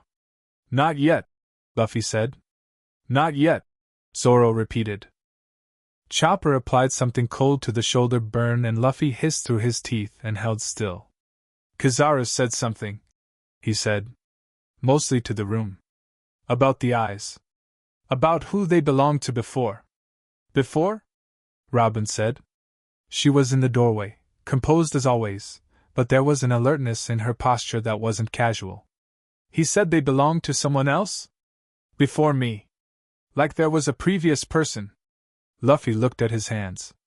The burns on his arm were already better than they'd been, rubber body, unusual recovery. But they were real and they marked where Kizaru had landed his shots, honest accounting of a fight that hadn't been fully won. I want to know who that was. Nico Robin knows things about history that most people don't, Nami said, looking at Robin. Robin's expression was thoughtful, that inward-turned look she got when she was cross-referencing things. The 6 eyes, she said carefully. That phrase specifically. I've encountered it. She moved into the room and sat down. In a poneglyph rubbing I made years ago. Not a real poneglyph, one of the historical record stones. Partial. Most of it was damaged. She paused. But there was a phrase. Something about a being who could see the fabric of the world. a guardian, or a weapon, depending on the translation. And a record that Ima, the name appeared, though most historians consider it mythical, had ordered the records destroyed. The ship moved through the deep water.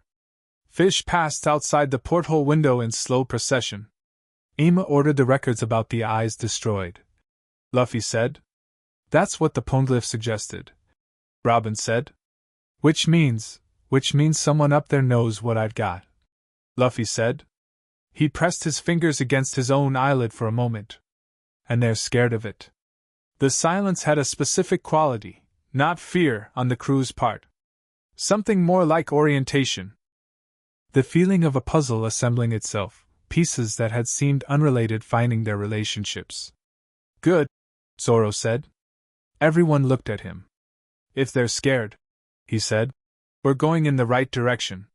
Luffy looked at him from across the medical bay, those burning eyes warm in the dim underwater light, and grinned, the real one, the one that took over his whole face and pushed everything else aside. Yeah, he said. We are. Chopper tied off the last bandage with excessive care and unnecessary firmness to make a point about the importance of not fighting admirals again for at least 72 hours. Luffy had already stopped listening. He was looking out the porthole at the deep ocean, at the fish moving in their ancient patterns, reading them with those eyes that had read everything, and somewhere in what he was reading was something that pointed forward rather than back. The sunny went deeper. Above them, what remained of Grove 20 steamed quietly in the afternoon air. Sabaody would remember the visit. Chapter 4. The man who came to warn him the ocean floor was the most honest place in the world. No politics down here. No flags or borders or the complicated architecture of human authority that the surface world built and maintained and fought over constantly. Just depth and pressure and the slow, ancient business of creatures that had existed since before the first person thought to draw a map. The Sunny moved through it with Frankie's coating holding solid, the resin bubble catching the bioluminescence of passing jellyfish and scattering it in soft, shifting rings across the hull. Luffy was on the deck. Underwater deck technically, the coating extended slightly beyond the ship's physical structure, creating a pressurized layer that allowed movement on the exterior if you were careful and didn't make sudden gestures. Luffy was lying on the bow with his arms behind his head and his hat on his chest, looking up through the resin bubble at the dark water above them, and his eyes were doing what they always did, which was everything. The ocean floor at this depth had a texture to it. Not visual texture alone, the 6 eyes read pressure differentials in the water column, the temperature gradients that marked current boundaries, the tiny chemical traces of things that had passed through this water hours or days ago. A whale had moved through this corridor 6 hours before them, heading northeast. Luffy knew this the way he knew which direction was which, and what time it was and approximately how far they traveled, automatically, without deciding to know it, the eyes just offering the information with the casual generosity of a very thorough library. He was thinking about what Kazara had said. The previous owner of those eyes. Before they were yours. The Admiral hadn't been baiting him. Luffy was good at reading people in the ordinary sense. He'd always been, in the unscientific way that people who paid genuine attention to others developed, and now he had the eyes on top of that, and what the eyes had read in Kazara's expression when he'd said it was something close to actual curiosity. Not manipulation. Not deflection. A man sharing a thought he genuinely had. Which meant it was true. Or at least that Kazara believed it to be true. Previous owner. Like the eyes were a thing that moved through time rather than evolved in a single person. Like someone had held them before, had looked through these exact irises at some earlier version of this exact world, had read the hockey and the structural grain of things and the intent in moving bodies, and had then, what? Died? Been destroyed? Had the eyes taken? Luffy pressed 2 fingers against his eyelid. From the inside, the eyes felt exactly like eyes. Warm and wet and slightly tired after the extended full-capacity use of the Kazara fight. Not ancient. Not borrowed. His. But the question sat anyway. He heard Shanks before he saw him. That was the thing, he heard him, which shouldn't have been possible through water and coating and the general noise cancellation of the deep ocean, but what he heard wasn't sound in the ordinary sense. It was hockey. The specific massive rolling quality of conqueror's hockey that Shanks carried the way some people carried weather, a constant atmospheric condition around a man who decided a long time ago that the world could simply know what he was. Luffy sat up. The ship materialized out of the deep water ahead of them with the same eerie silence that large things had underwater. No wind resistance, no wave noise, just presence emerging from darkness. It was coated, like the sunny, its resin bubble catching and holding the blue-black of the deep ocean. The Red Force. Luffy recognized it the way he'd recognize a voice, recognition that went past visual data into something more fundamental. "Tell Frankie to stop the ship," Luffy said. His voice was calm. Through the coating, the words didn't carry. But he reached his arm back through the small pressure lock hatch and knocked 3 times on the hull, and a minute later felt the engine vibration change, the sunny slowing to neutral drift. The Red Force settled 50 meters away. They faced each other in the blue dark of the ocean floor like two creatures deciding whether this was a conversation or a confrontation. A hatch opened in the Red Force's coating. One figure emerged into the pressurized layer and walked across the dark seafloor, and even at 50 meters and closing, Luffy's eyes read him completely. The arm, or where the arm had been. The hockey, that vast rolling field of it, unmistakable. The expression, this was the new thing, reading the expression from distance, the eyes pulling it across the space with that extraordinary optical resolution. Shanks was worried. He was trying not to look worried. He was doing a reasonable job, by normal human standards. By six-eyed standards, he was broadcasting worry the way a lighthouse broadcasts light. Luffy climbed off the bow and walked across the seafloor to meet him. They sat on the ocean floor the way people sat when they decided a conversation needed to happen and the venue was incidental. The seafloor was flat here, ancient sediment disturbed by their weight into small slow clouds, and above them the dark water moved with its own internal currents, and around them things with lights built into their bodies went about their business with the indifference of animals that had never learned to be impressed by people. Shanks looked at Luffy for a long time without speaking. Luffy let him. "You're taller," Shanks said. "Yeah." The scar. A slight movement toward his own chest, the mirror location. "Akainu," Luffy said. Something moved through Shanks's expression, complicated and fast, and he didn't say anything about that and Luffy didn't press. "Your eyes," Shanks said. "What about them?" "I know what they are." He said it directly, which Luffy appreciated. Shanks had never been the kind of person who talked around things. He'd been the kind of person who looked at you and said the actual thing, and age or experience hadn't changed that. "I've known since the first report came through." "The photograph." A pause. "I've been sailing toward you for 3 weeks." "I know," Luffy said. "I felt your hockey through the water 2 hours ago." Shanks looked at him. 2 hours. "You have a big presence." The corner of Shanks's mouth moved. Not quite a smile. Something more conflicted. "How much do you know?" he said. "About what they are. Where they come from." "Not much," Luffy said honestly. "Robin found a Poneglyph reference. Kizaru said something about a previous owner." He looked at Shanks directly. "You know more." "I do."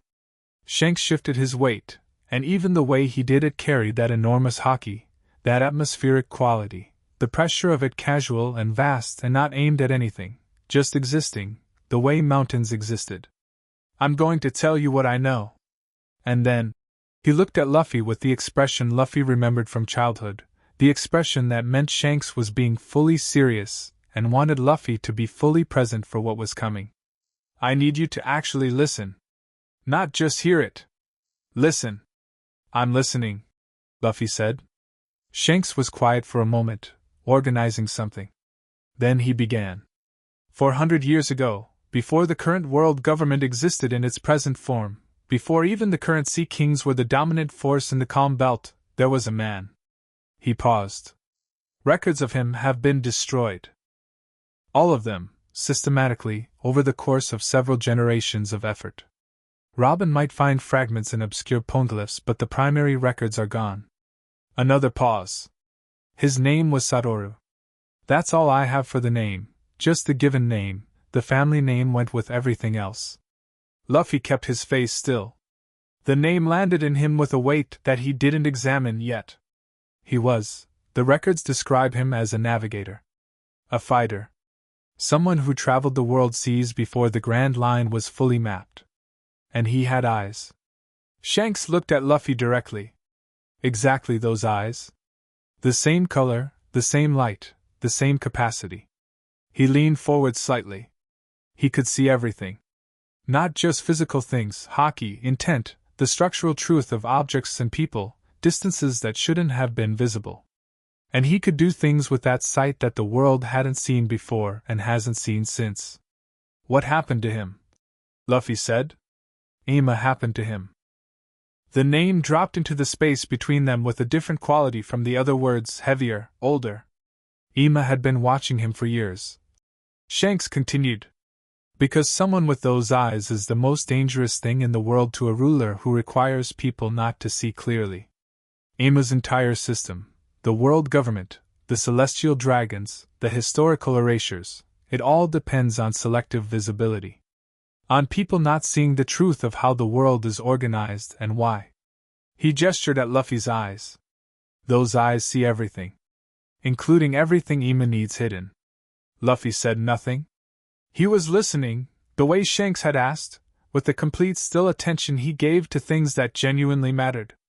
Satoru was destroyed. Shanks said. Not killed in battle, destroyed. His existence was erased from every record. His crew was scattered, their names removed from maritime logs. Even the island he came from was removed from charts. He looked at Luffy steadily. Ima has done this before. An entire island simply removed. You've heard of what happened to Liligia. Luffy's jaw tightened. Satoru died with the eyes, Shanks said. That should have been the end of it. Ima believed it was. 400 years went by and nobody developed those eyes again. He was quiet for a moment. And then you almost died at Marineford. Luffy looked down at the sediment around them, at the tiny slow clouds their weight had disturbed, at the nothing in particular of the ancient sea floor.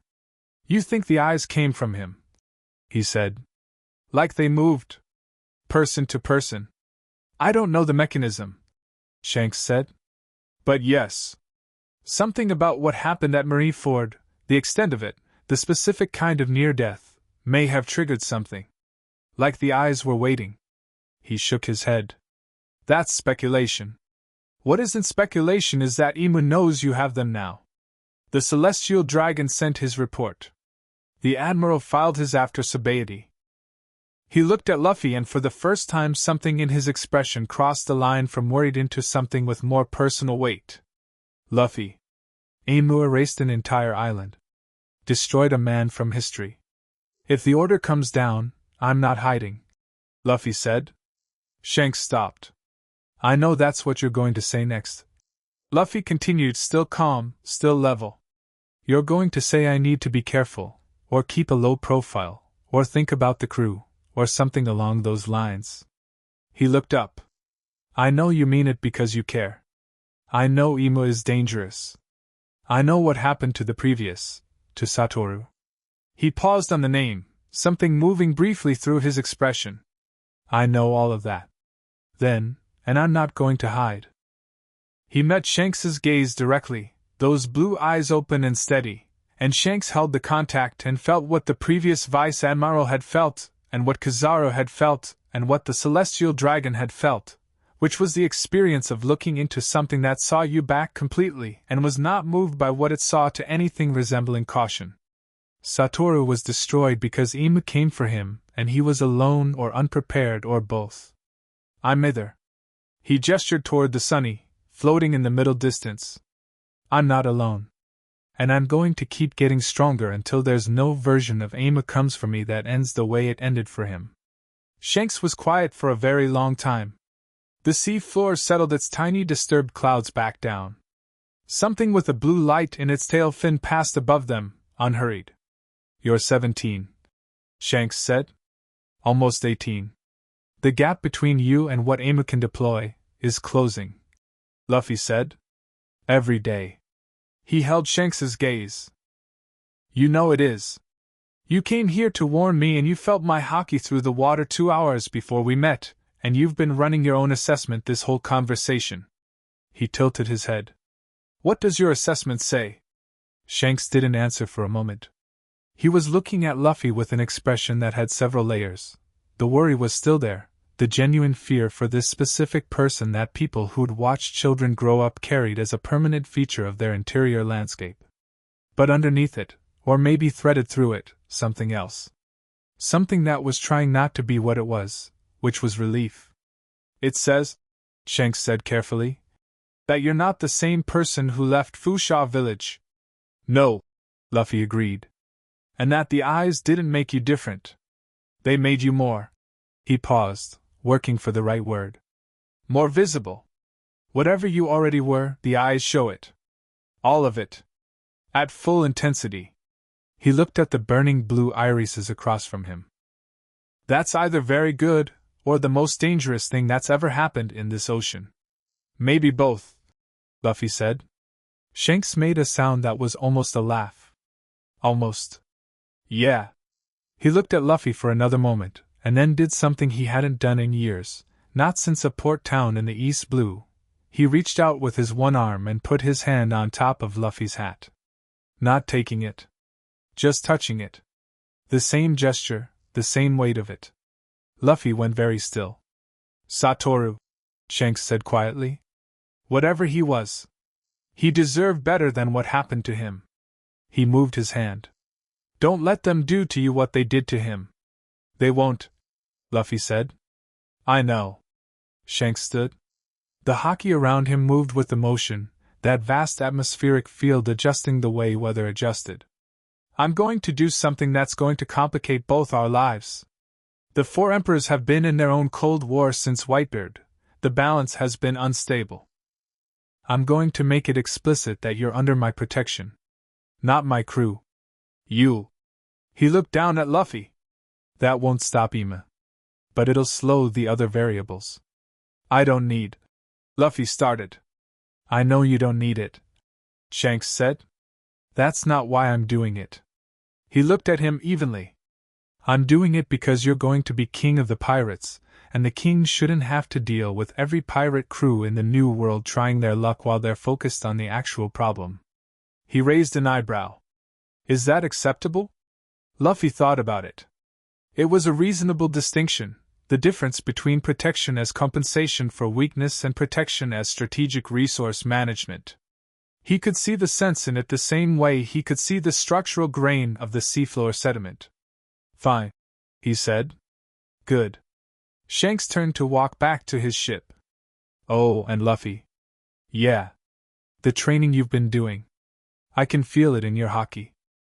The gap in the body-seeing difference you mentioned to Zoro on the island. He paused. Luffy frowned. You heard that? I hear a lot of things. Shanks glanced back. The gap is closing faster than you think. Trust what the eyes are showing you. Your body is catching up. He resumed walking. Don't fight Akaina yet. I wasn't planning to. You were a little bit planning to. Luffy opened his mouth, closed it, said nothing. Shanks disappeared back through the pressure lock hatch of the Red Force, and the ship turned, and the dark water absorbed it like it absorbed everything, gradually, and then completely. Luffy sat on the ocean floor for another few minutes, alone with the bioluminescent things and the ancient sediment, and the name that was sitting in him now with a different kind of weight. Satoru. He turned it over. Didn't try to analyze it or trace connections or do any of the intellectual work that Robin would have done with it. Just held it the way you held something someone had given you when you weren't sure yet what it was for. Then he stood up, and walked back to the Sunny, and went inside. He told Robin first. Not the full conversation, he would tell the crew what mattered in his own time and in his own way, but the name, the history, the mechanism Shanks had described. He sat across from her in the ship's library and gave her the information the same way she always gave information, cleanly and without editorializing, and watched her face while she processed it. Robin processed quickly, comprehensively, with the specific quality of someone who had spent their entire adult life assembling fragmented truths from scattered sources. He could see it happening, the cross-referencing, the pattern matching, the filing of new data against existing frameworks, and he waited, because rushing Robin's thinking was counterproductive and he was patient when patience served the purpose. Satoru, she said. She was looking at the middle distance the way she looked at things she was reading that weren't physically present. The poneglyph fragment. It used a different word. The root translation I used was guardian or weapon, but the original character was… She was quiet for a moment. The original character was something like the one who shows. I read it as guardian because the context seemed to suggest protection, but the one who shows, Luffy said. Someone who reveals, Robin said. Or more precisely, someone through whom things are revealed. She looked at him. Someone who shows the world to itself. They looked at each other. Ima erased him because he could show the world what Ima was, Luffy said. That's my reading now, yes. Robin's voice was even, scholarly, but her hands had gone very still on the table and her eyes had the brightness they got when she touched something significant. And the eyes are in you now. She paused. The poneglyphs, the things we need to find, the route to the One Piece. The information Ima most needs to control. She looked at him steadily. You can read poneglyphs. Luffy blinked. He hadn't thought of that. He looked at his hands, turned the idea over. I've never tried. But the eyes, they read everything, he said slowly. He thought about the pebble on the unnamed island, balanced on its impossible edge. The rock's history in his palm. The Vice Admiral's tired bandage tying. Structural truth of objects, he said, echoing Shanks's phrasing. If a poneglyph is an object with structural truth in it, then you might not need me to translate them, Robin said. The sentence sat between them with considerable weight. Luffy looked at her. She was watching him with that composed expression that was very good at not showing what was underneath it, and the six eyes skimmed what was underneath and found something careful and complicated, not fear. Robin had a complex relationship with fear, but a kind of bracing. The re-evaluation of one's own significance in a newly defined landscape. Robin, Luffy said. It's all right, she said. I still need you. I know, but no, actually need you, he said, with the directness that made conversations with Luffy either very refreshing or very disarming depending on your preparation. Not for the poneglyphs. For this. For the thing where you take pieces I find and you know what world they came from and why it matters. He held her gaze. The eyes show me what things are. You know what things mean. That's different. Robin was quiet for a moment.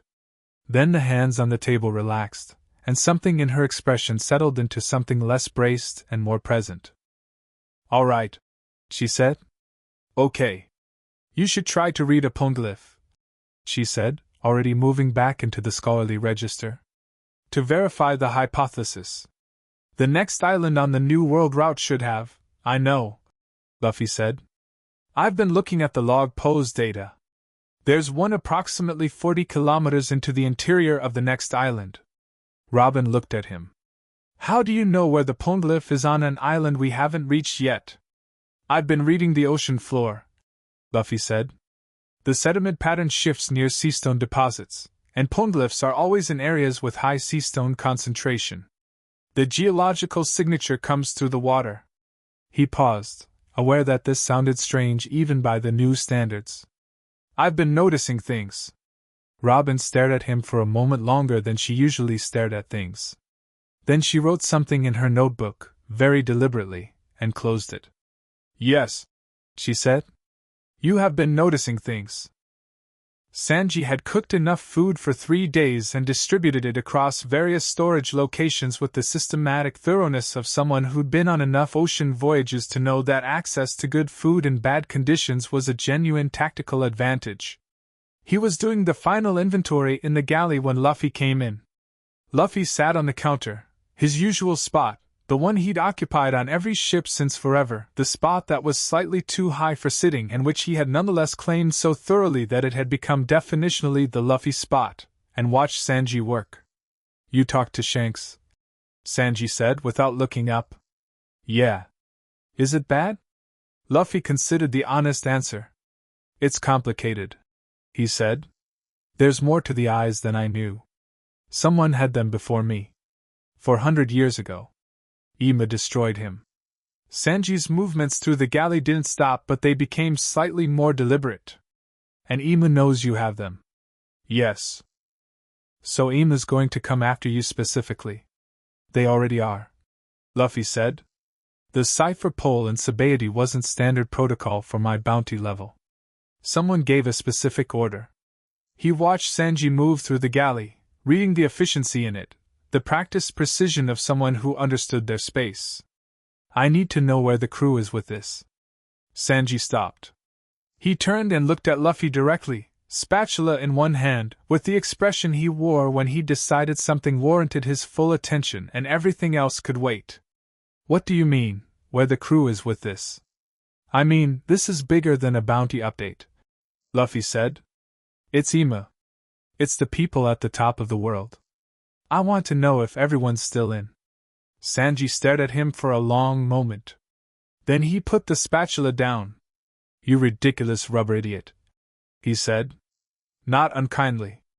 With the specific texture of fond exasperation that was Sanji's preferred register for genuine feeling. "Ask me that again and I'll kick you through the hull." He picked the spatula back up. "Everyone's in. We're always in. That's not a conversation. Luffy." Sanji looked at him. "You can see hockey. You can read intent. You can look at Kazara midlight speed and tell where he's going to be." He held the spatula loosely, gesturing slightly. "Can you not see that we're all completely committed to this?" Luffy was quiet for a moment. He looked at Sanji with those open eyes, and he did, actually, looked properly, ran the full read on the man in front of him, the hockey and the body language and the structural truth of him, and what he found was exactly what Sanji had said. Completely committed. No reservation, no fear being managed, no second thoughts. Just in, fully and without condition. "Yeah," Luffy said. "I can see it." "Good." Sanji turned back to his inventory. "Now get off my counter." Luffy got off the counter. He stood for a moment with his hat in his hands, turning at once, the worn straw smooth under his fingers. "Sanji," he said. The name of the previous person," Luffy said. "The one who had the eyes before me." "Satoru." He paused. "I want to find out more. What happened to him? Who he was." He put the hat back on. "Not because it changes anything. Just," he searched for the right word. "He existed. He should be remembered." Sanji didn't answer immediately. He was looking at a can of provisions, reading the label with the careful eye of a cook who cared about ingredient quality, but his posture had shifted slightly, something attentive in the angle of his head. "There's a woman in the New World," he said. "An old woman. Runs an information network that makes the world government nervous. She deals in historical data specifically, things that got erased, things the official record doesn't carry." He set the can down. "She's not easy to find and she's not easy to negotiate with. But she'd know." "She'd know," Sanji agreed. "If anyone has what remained of Satoru's record, she does." Luffy filed this. Added it to the route, the shape of the journey ahead, the collection of necessary stops and necessary confrontations. "Okay," he said. "We'll find her. After we survive the New World's initial welcome." Sanji said dryly. "That'll be fine," Luffy said. "The casual certainty with which you say that is deeply concerning. You said everyone's in? Being in doesn't mean being calm about it." Sanji pointed the spatula at him. "Go. Let me finish.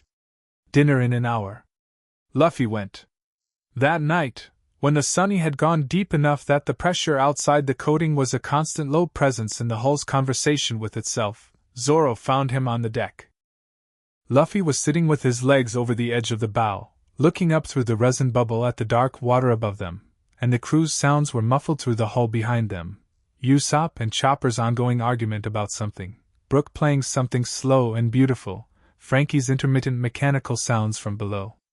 All of it familiar and warm and thoroughly present. Zoro sat beside him, not asking anything. Just there. Shanks warned me not to fight Akainu yet, Luffy said. Smart warning.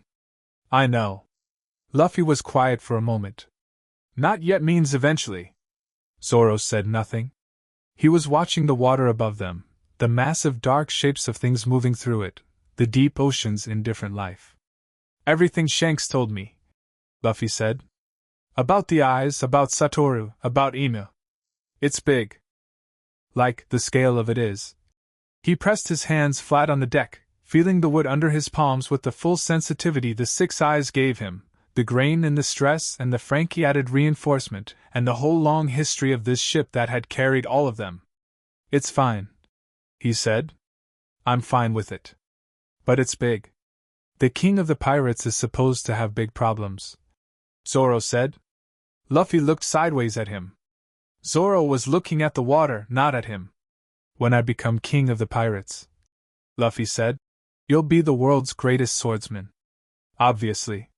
So you've got big problems coming too. I know. Zoro's hand rested on Wado Ikimanji's hilt. I'm looking forward to it. They sat with that for a while, letting it be what it was, two people going towards something enormous together, and being, not despite the enormity but in some complicated way because of it, exactly where they wanted to be. Above them, the ocean kept its depth. Below them, the seafloor scrolled past in its ancient, undisturbed patience.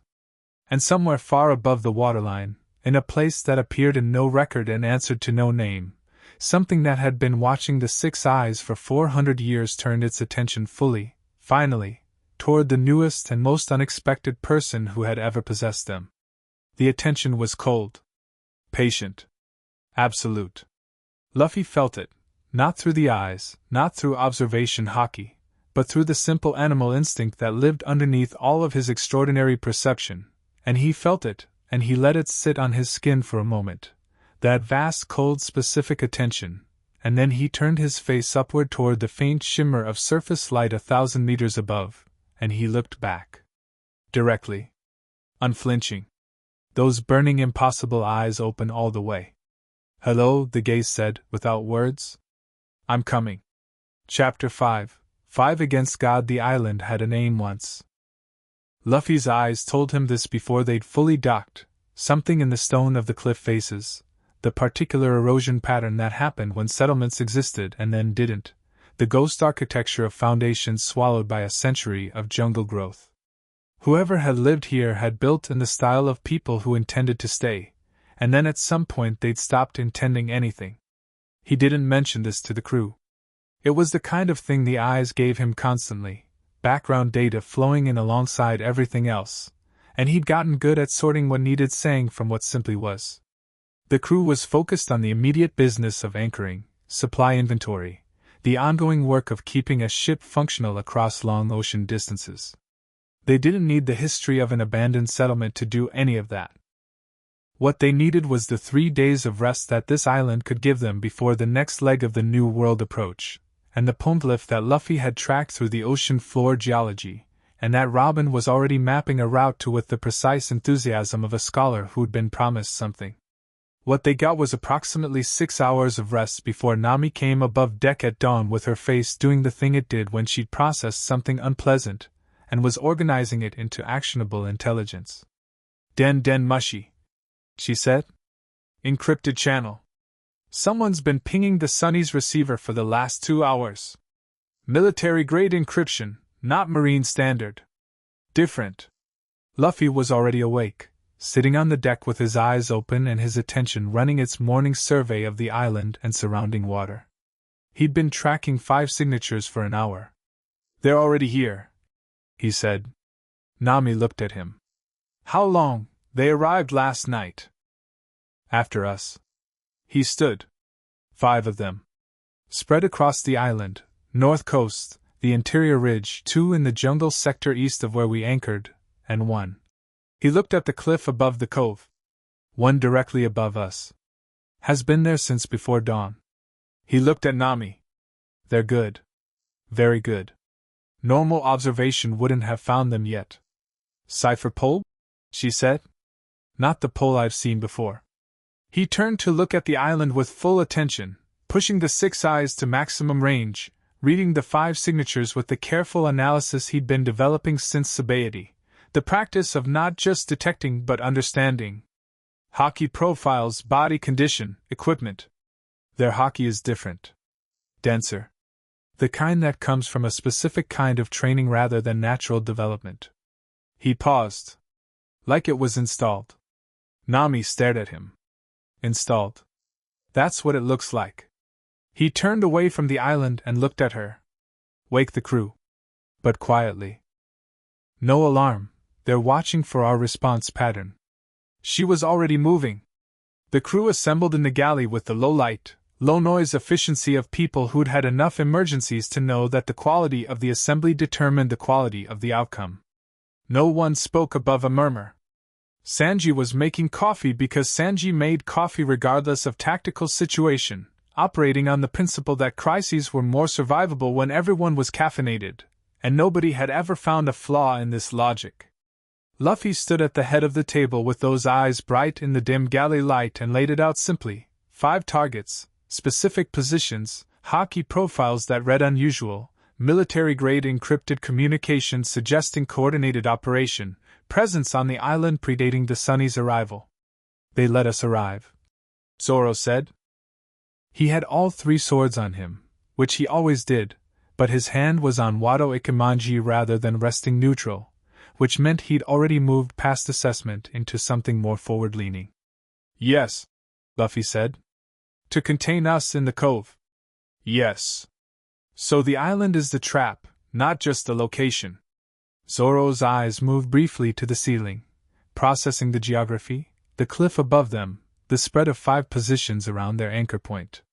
They planned this before we arrived. Which means they tracked us from Sabaody. Through the deep sea, Robin said. Her voice was composed, but she'd put down her coffee and her hands were flat on the table, the posture she took when she was committing her full attention to something. That's sophisticated. The coding should have masked our trajectory. It did, Luffy said. But not perfectly. And whoever these people are, they don't need to follow your exact path to know where you're going. He looked at Robin. They know the New World entry routes. They station people here as a choke point. Ima, Robin said. Yes. The galley absorbed this. Outside, the island made its morning sounds: birds, wind in the jungle canopy, water against the hull. Ordinary sounds covering something that wasn't ordinary at all. What are we doing? Frankie said. He had his arms crossed, the mechanical components of his post-Marineford refit visible at the shoulders and forearms, and the question was the practical kind, not the concerned kind. Frankie's questions were almost always practical. Luffy looked at the table for a moment. He was running it, not a tactical calculation in the cold military sense, but the thing he did that was faster and stranger, the eyes pulling together the 5 positions and the terrain and his crew's capabilities and the hockey signatures he'd read, assembling a picture of the situation with the structural clarity the eyes gave everything. I'm going to go talk to them, he said. Several people began to speak simultaneously. Luffy raised a hand, not sharply, just clearly, and the speaking stopped. I'm going to go talk to them first, he said. Because I want to know who they are and what exactly they're carrying. After that, however the conversation goes, and it probably goes badly, we deal with it. He looked around the table. The crew stays ready on the ship unless I ask for help or unless I go down.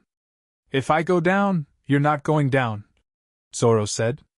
If I go down, Luffy repeated steady. Zoro and Sanji take the field. Robin coordinates. Nami, Usopp, Frankie, the ship stays functional. Chopper stays ready. He paused. Brook, you're with Chopper, Brook said. Yes, Captain. With more solemnity than Brook usually managed. Luffy picked up his hat from the table where he'd set it during the briefing and put it on. "I'll be back for breakfast," he told Sanji. Sanji pointed at him. "Don't be dramatic about this." "I'm never dramatic." "You just told us contingency planning for if you go down. That's practical." "It's dramatic and practical simultaneously, which is somehow worse." Sanji turned back to the coffee. "Come back." "Always do," Luffy said. He came up through the cliff. Not the path. There was a path along the cove's east edge, the obvious route, and the agent above the cliff was positioned to observe the path with full sight line coverage. Luffy went up the cliff face itself, arms and legs stretched and compressed in rapid alternating sequence, moving up the rock with the particular silence of something that didn't need the ground to be horizontal, and he came over the top edge 6 meters to the left of where the agent was positioned and was already looking at them when he cleared the lip. The agent was good. The hockey signature that Luffy had read from below was even more distinctive up close, that dense, installed quality, something about the way it sat in the body, more structural than organic, the difference between a building's support beams and a tree's root system. The agent was compact, dressed in something that wasn't quite Cypher Pole's standard operational gear, and they had a weapon Luffy didn't immediately recognize, something with a faint Seastone signature in the tip. They spun the moment he came over the edge, weapon up, reaction time exceptional. He was already standing 3 feet away with his hands at his sides and his eyes reading them completely, and the complete readability was visible on his face. Not smug, not performing awareness, just openly, naturally, looking. The agent stopped. Weapon still up. Behind the mask, behind whatever training had compressed that hockey into its current form, something recalculated. "I wanted to talk first," Luffy said. "Before this gets loud." The agent didn't speak. But they didn't fire either. "5 of you," Luffy said. "Coordinated positions, Seastone-tipped weapons, encrypted comms. You've been training for a specific target." He held the agent's gaze. "That's me." Still nothing. The weapon was steady. The hockey, dense, structural, didn't waver. "Who are you working for?" Luffy said. "Directly. Not Aima's title or the 5 Elders designation. The specific person in that chain who sent you here." A long pause. Then the agent spoke, and the voice was younger than Luffy had expected, a woman, mid-20s probably, the words coming out with the careful modulation of someone who'd been trained to control their voice in the same way they'd been trained to control everything else. "You can't see that," she said. "I can see a lot," Luffy said. "I can see that your left shoulder has a 6-week-old injury that was pushed through. Someone set your training calendar around a deployment date rather than around your recovery. That decision came from someone with a specific timeline." He kept his eyes on her. "Someone told you this was urgent. This window, this island. Why?" The weapon dropped a fraction. Not all the way, she was too disciplined for that, but a fraction. He could see her working through it, the calculation behind the controlled exterior. She was good at this, was the thing. She was very good at this. And part of being very good at something was recognizing when the standard approach had encountered a non-standard obstacle. "The elder who sent us," she said. "Elder Topaz. You won't know the name." "No," Luffy said. "But I know the structure. 5 elders, each with their own operational assets separate from the standard Cypher Pole hierarchy." He paused. "Elder Topaz sent 5 of you with Seastone weapons to a pre-selected choke point." He tilted his head.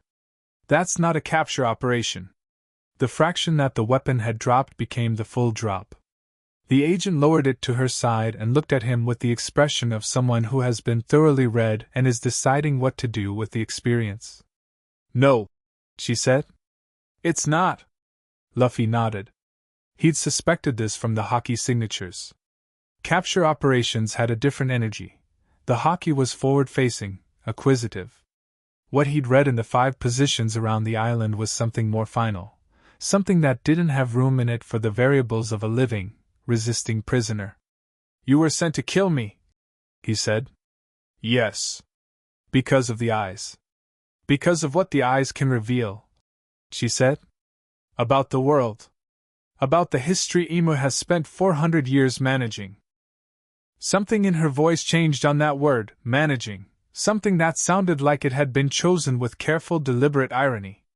We were told the objective was elimination of the six-eyed threat before the New World entry. Full deniability. No record. Luffy studied her. The six eyes ran their full assessment, the haki, the body language, the micro-expressions behind the deliberate control, the small tells in posture and breath and eye movement that told him about the truth underneath the trained surface. You don't want to be here, he said. She was quiet for a moment. My reasons for being or not being somewhere don't change the mission parameters. They change whether you follow them. He tilted his head. You're the one on the cliff. You had the best sight line to the sunny. If this was purely a mission, you would have moved before dawn when the angle was best and before I could assess the island. He paused. You didn't. The silence stretched out between them and the island made its morning sounds around it, birds and wind and the distant water, and somewhere in the jungle below 2 of the other 4 agents were in position and waiting for a signal that hadn't come. There are 4 others, Luffy said. Are they all like you? No, she said. 2 of them will follow through regardless. 1. A pause. 1 is like me. 1 is genuinely committed. So 2 are a problem and 3 might not be, Luffy said. That's useful information.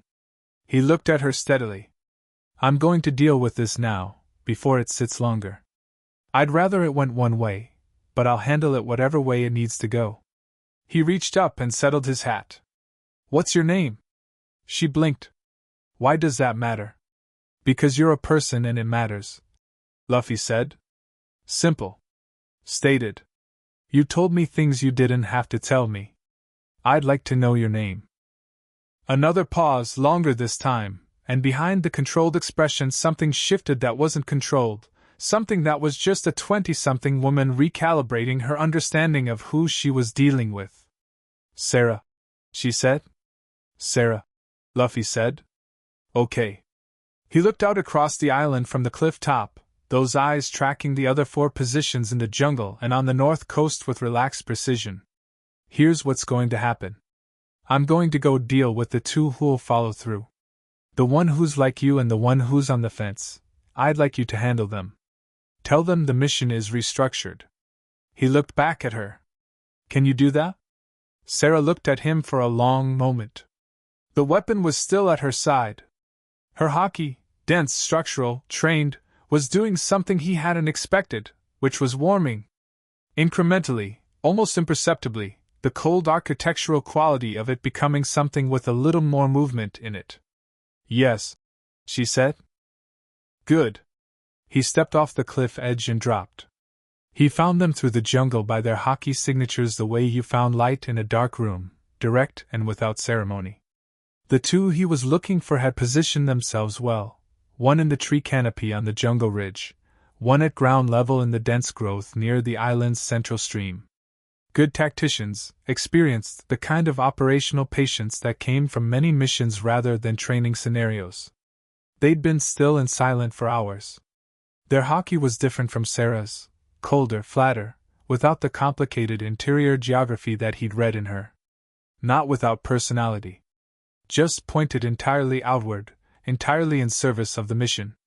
He took the canopy one first, because height was an advantage and removing it was more efficient than working around it. He stretched his arm upward from 40 meters away, grabbed a branch 2 meters above the agent's position, and pulled himself up in a single motion that covered the 40 meters in less than a second. He arrived in the canopy with the specific velocity that gear second gave things, and the agent spun and fired 3 shots from whatever the seastone-tipped weapon fired, small projectiles, fast, well-aimed, and all 3 went through empty space because Luffy had read the firing decision before it completed and was already off the branch and coming from the left. The punch was clean. Armament haki wrapped around his fist the way it always did, dark and solid, the black coating crackling across his knuckles, and he hit the agent with enough force to put them thoroughly unconscious without causing permanent damage, because they were a person who'd been sent by someone else to do something terrible, and the distinction mattered. The agent went down in the canopy and Luffy caught them before they fell 20 feet to the ground, lowered them with a stretched arm to a stable branch, and dropped to the forest floor. The second one had heard. They were good enough to have heard the brief commotion even at distance, and their haki spiked with the sharp forward-facing quality of someone transitioning from patient waiting to active engagement. They were moving, changing position. The ground-level jungle absorbed the sound of it almost completely. Almost. Luffy tracked the haki signature through 30 meters of dense growth and found them mid-repositioning, which was the worst moment to be found in, the moment when both positions were partially committed and neither fully achieved. He came through a wall of broad-leafed undergrowth, and was face to face with them, and had them disarmed and restrained against a tree trunk before the weapon had fully come up. He used rope from his pocket. He'd brought rope, practical, and tied the restraint with the efficient competence of someone who'd been sailing long enough that ropework was reflexive. The agent looked up at him from the ground, wrists bound, with the expression of someone in the specific situation of having been very thoroughly beaten by someone who hadn't seemed particularly threatening in the approach. "You had sea stone in the weapons," Luffy said. "I read the signature from the cliff. Why didn't you use it?" "I tried," the agent said. "You weren't where I aimed." "Right," Luffy said. He looked at them for a moment. "Who's Elder Topaz?" "I don't answer questions." "That's fine," Luffy said. "It was mostly rhetorical. I'll find out another way." He looked at the bound restraint, verified it was secure without being dangerous. "Someone will come get you. Probably in a few hours." He left them there and went north toward the coast. The North Coast agent was the committed one. He knew it before he arrived because the haki signature was different from the others in the specific way he'd identified from the cliff, not trained into density but genuinely, personally committed, the haki of someone who believed in what they were doing. Harder to read in some ways. The doubt and complexity that made people easier to understand and predict was absent. The agent was standing on the coastal rocks when Luffy came out of the jungle, weapon raised and pointed, and there was no hesitation in the posture, no calculation behind the eyes. He was tall, older than the others, with the haki of someone who'd been fighting seriously for a long time. The weapon he had was different from the others too, longer, with more sea stone incorporated into its construction, and he held it with the ease of someone who'd used it for years. "I know what you can do," the agent said. The voice was steady. Not threatened, not performing steadiness, just steady. The eyes. "I know the capability parameters the elder outlined. I've been accounting for it." Luffy stopped 10 meters away and looked at him with the full attention of the 6 eyes, running the complete assessment. The haki. The body. The weapon and its sea stone load. The positioning relative to the cliff behind the agent, the water to his right, the jungle at Luffy's back. "You've been accounting for the half-second preview," Luffy said. "You've been trained to move in patterns that minimize linear prediction. Short-interval direction changes, non-standard attack geometries." He looked at the weapon. "And the sea stone is meant to weaken the devil fruit component of my offense, so the eyes are the only advantage remaining." He paused. "That's good analysis." "It's thorough analysis," the agent said. "The elder spent 3 months on it. 3 months means they've known about the eyes since close to when they appeared," Luffy said. "Marineford was 8 months ago. So they had someone in the marine reporting chain providing data almost immediately." He tilted his head. "That's a lot of infrastructure for one person." "You're not just a person," the agent said. "You're the six-eyed threat. The elder's entire purpose, the entire purpose of our unit, is to ensure that the secrets Ema maintains remain maintained." Something in his voice carried genuine conviction, the specific quality of a person who has found something to believe in and built their life around it. "The world Ema has built is stable. Whatever you think of the methods, the stability is real. People are fed. Wars are contained. The chaos of the Void Century is not repeating." He kept the weapon level. "Those eyes are the thing that destabilizes that. They always have been. Satoru, Luffy said. The agent's haki shifted slightly. Recognition. You know the name. Shanks told me. Luffy walked forward. 1 step, 2. The weapon tracked him and the sea stone tip glowed faintly, and Luffy felt the familiar weakening at the edges of his devil fruit connection, the rubber properties becoming slightly less reliable, the gear forms requiring more conscious effort to maintain. Satoru was destroyed so the secrets could stay secrets. And you think that was the right call? I think stability requires sacrifice, the agent said. Yeah. 3 more steps. The sea stone effect was stronger now, the weapon close enough that Luffy's arms felt like normal arms for the first time in over a year. Dense, slow, not rubber. I've heard that argument from a lot of directions. Marines say it. Celestial dragons say it.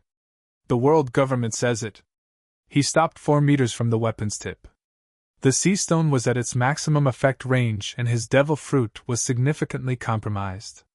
The people on the island's Emu erased from history probably had thoughts about the value of that stability. The agent fired. The projectile was fast and the trajectory was deliberately irregular, the nonlinear geometry he'd been trained to use against predictive eyes, and it was genuinely the best attempt anyone had made on Luffy's life since the fight had started.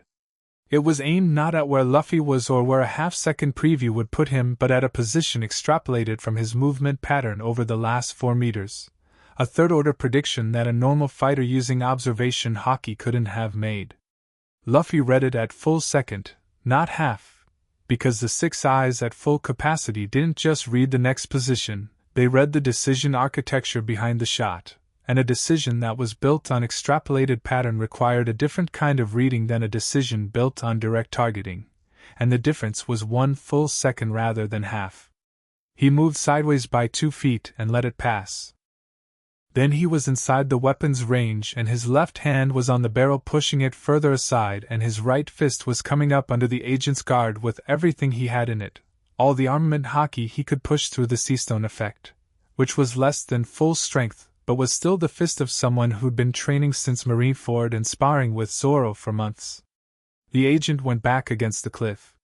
He didn't go down, genuinely exceptional physical conditioning, the impact absorbed in a way that spoke to years of exactly this kind of impact, and he pushed back off the cliff immediately, hand to hand, fast and technical and very good. The fight lasted 4 minutes, and it was the closest fight Luffy had had since Kizaru. Not because the agent was as strong as an admiral, he wasn't, the gap was clear and the 6 eyes measured it accurately, but because the sea stone suppression and the nonlinear combat approach together created a problem that couldn't be solved the way most problems were solved, which was by seeing clearly and acting faster. He had to fight through reduced capability and against someone who'd been specifically trained to be unpredictable to enhance perception, and the combination was genuinely hard. Hard was not impossible. The last punch was gear 3rd, imperfect under the sea stone influence, the giant fist slightly less giant than usual and slightly less fast, but Luffy put everything he had behind it, every drop of armament haki, every ounce of the physical strength he'd been building across 8 months of single-minded training, and it connected at the precise moment in a defensive shift that even the nonlinear training couldn't account for. Because the 6 eyes didn't just read what was coming, they read the gaps in what was coming, the small holes in even the best designed system. The agent hit the cliff with the full weight of a gear 3rd impact and the cliff face cracked around the impact point, a spider web of fractures radiating out across the coastal rock, and he slid down it and did not get up. Luffy stood in the space between the jungle and the coast, breathing harder than he liked to admit, and his arms slowly came back to normal, and the sea stone effect faded as he stepped away from the downed agent. He looked at the man, unconscious, breathing, nothing that wouldn't eventually heal. The weapon was broken against the cliff. The sea stone components had scattered across the coastal rocks and were now simply pebbles with an unusual mineral density. He pressed his fingers against the burn on his shoulder from satiety, which had pulled slightly during the fight and was reminding him of its existence with focused intent. "You okay?" Zoro's voice. From the jungle edge. Luffy turned. Zoro was standing at the tree line with Sanji beside him, and behind them he could see Frankie's silhouette and hear the sound of Robin somewhere in the canopy above. They'd come anyway. He told them to stay and they'd come anyway, which was both a violation of the plan and the most straw hat thing possible. I said stay on the ship, Luffy said. Frankie stayed on the ship, Sanji said. Frankie's on the ship. We are technically two individuals who merely happen to be near a ship. He looked at the downed agent against the cracked cliff and the scattered sea stone, and Luffy's slightly labored breathing. Good thing we were nearby. I handled it. You handled it sweating, Zoro said. That's unusual. Luffy looked at them for a moment with those eyes that could see everything, that could read every small truth in the people in front of him, every layer of the loyalty that had brought them through a jungle to be near something they'd been told to leave alone. He was going to say something about following orders. Something firm and captain-like. There are two more, he said instead. Sarah and another one, they should be standing down. Can you check on them? Zoro was already moving. Sarah was standing on the ridge with the fourth agent, young, uncertain, the one Luffy had read as similar to her from a distance, when Zoro arrived. She'd done what she'd said she'd do. The fourth agent was disarmed and sat on a rock with the specific expression of someone who'd made a decision and was processing the implications. Zoro looked at them. Looked at Sarah. Looked back toward where Luffy had come from. Ran his own simple assessment in the way that Zoro ran assessments, which was direct and mostly physical. The cliff one? He said. Handled, Luffy said from behind him. He'd followed, which Zoro had known he would. Sarah looked at Luffy. At his shoulder. At the general condition of him. Her haki, that dense structural quality, had continued its gradual warming and was now something that he could read more easily, something with more of its interior architecture visible. She was thinking hard about something. What happens now? She said. That's up to you, Luffy said. You and... He looked at the fourth agent. You. The three that are down, they'll wake up fine. They go back to Elder Topaz, they report the mission failed, and everyone adjusts. He paused. Unless they're going to come back with more people. They will, Sarah said. The Elder doesn't stop at one deployment. Then I'll deal with the next one too, Luffy said. He looked at her and then at the fourth agent with the level directness he used with everyone, no adjustment for context or threat level, just the same open attention. You two could go back with them. That's the simple thing. He paused. Or you could not. The fourth agent looked up for the first time, and he was younger than he'd looked at a distance, barely older than Luffy, with the kind of haki that had been dense trained over someone naturally more open. Not go back, he said. And then what? Then whatever's next, Luffy said. He shrugged, and it was the genuine shrug of someone who didn't have a more specific answer and didn't feel the need to manufacture one. The world's big. The island made its sounds around them. Birds returning now that the fighting was done, the jungle settling back into its usual rhythms. Below, through the trees, the cove was visible and the Sunny sat at anchor in the morning light, and from here you could see Robin on the deck and Brooks' violin case by the mast and the kitchen window steaming, which meant Sanji had returned and was making the breakfast he'd promised before any of this had started. The fourth agent looked at the Sunny for a long moment. Then he looked at Luffy. Do you actually think you can change things? He said. The system Ema has.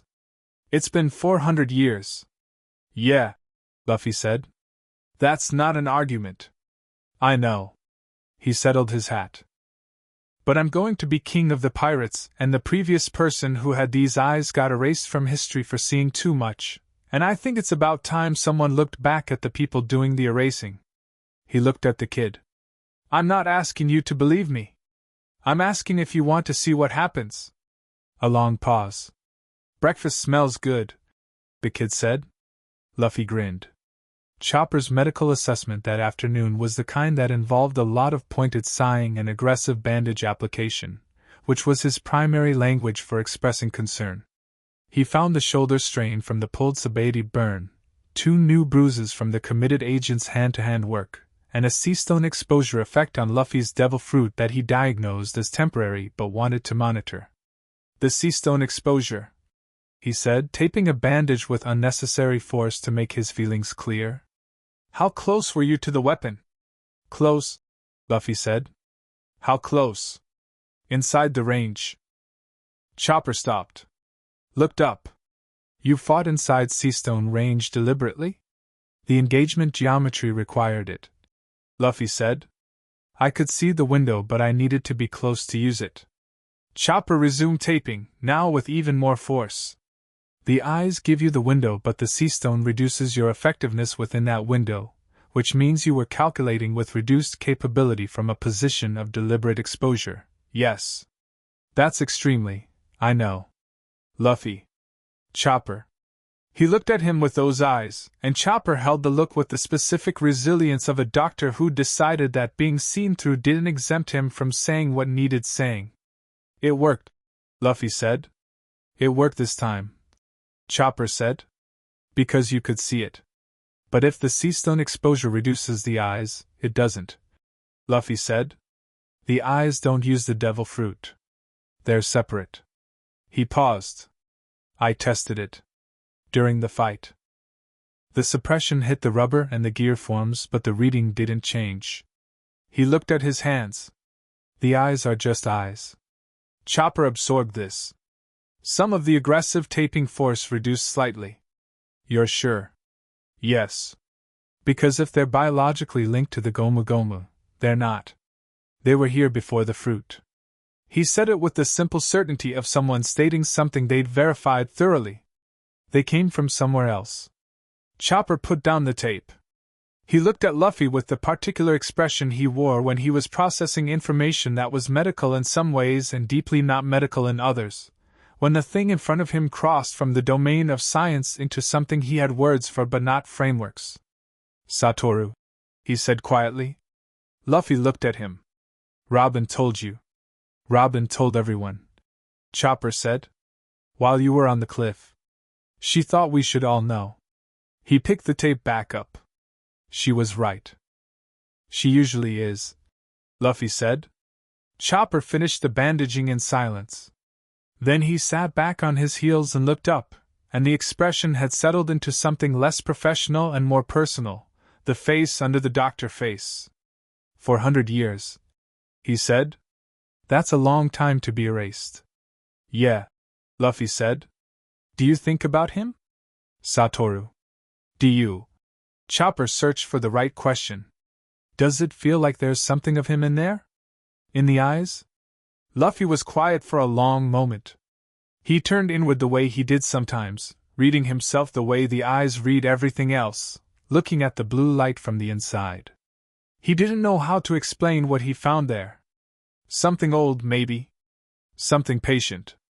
Not a presence exactly, not a ghost or a voice or a personality. More like a quality of the light. The specific temperature of it. I don't know, he said honestly. But I'm going to find out who he was. He looked at Chopper. The woman Sanji mentioned. The one with the erased histories. He stood from the medical bench and rolled his shoulder, testing the bandaged repair work. We're going to find her. After the New World entry. Chopper said. After the New World entry. Luffy confirmed. And after the Elder sends the next group. Chopper said. That'll be fine. Luffy said. Chopper looked at him. You're going to say that until it isn't fine and then you're going to expect me to fix it. You always fix it. Luffy said. Don't make it my problem. Chopper shouted, and it came out far more fond than angry, which was the standard outcome when Chopper shouted at Luffy, and had been for years. The evening found them on the beach. All of them, which was rare. The moments when the full crew occupied the same space without agenda or crisis were infrequent enough to be noticed when they happened. Someone had built a fire and Sanji had produced food from somewhere with the mysterious seamlessness he always managed, and Brook had gotten his violin out, and was playing something that moved through the warm air like the fire's light, unhurried and genuinely lovely. Sarah and the fourth agent, whose name, offered quietly over dinner, was Kale, sat slightly apart from the main group with the specific careful distance of people who hadn't yet learned the geometry of a new thing. Not unwelcome. Just not yet sure where the edges were. Luffy sat at the fire with his hat on his knee and ate 3 servings of everything and said almost nothing, which was unusual enough that Nami noticed and unusual enough that she chose not to comment on it, because some silences had a shape that requesting them to end would interrupt. The 6 eyes were open and moving, taking in the fire and the beach and the crew arranged around it, reading all of them with that constant, ambient attention. Brook's bow and the bow's path. Usopp's hands moving through one of his gadgets, automatic and unconscious, the hands knowing their work better than the mind did. Frankie reclined like the happiest man in any ocean.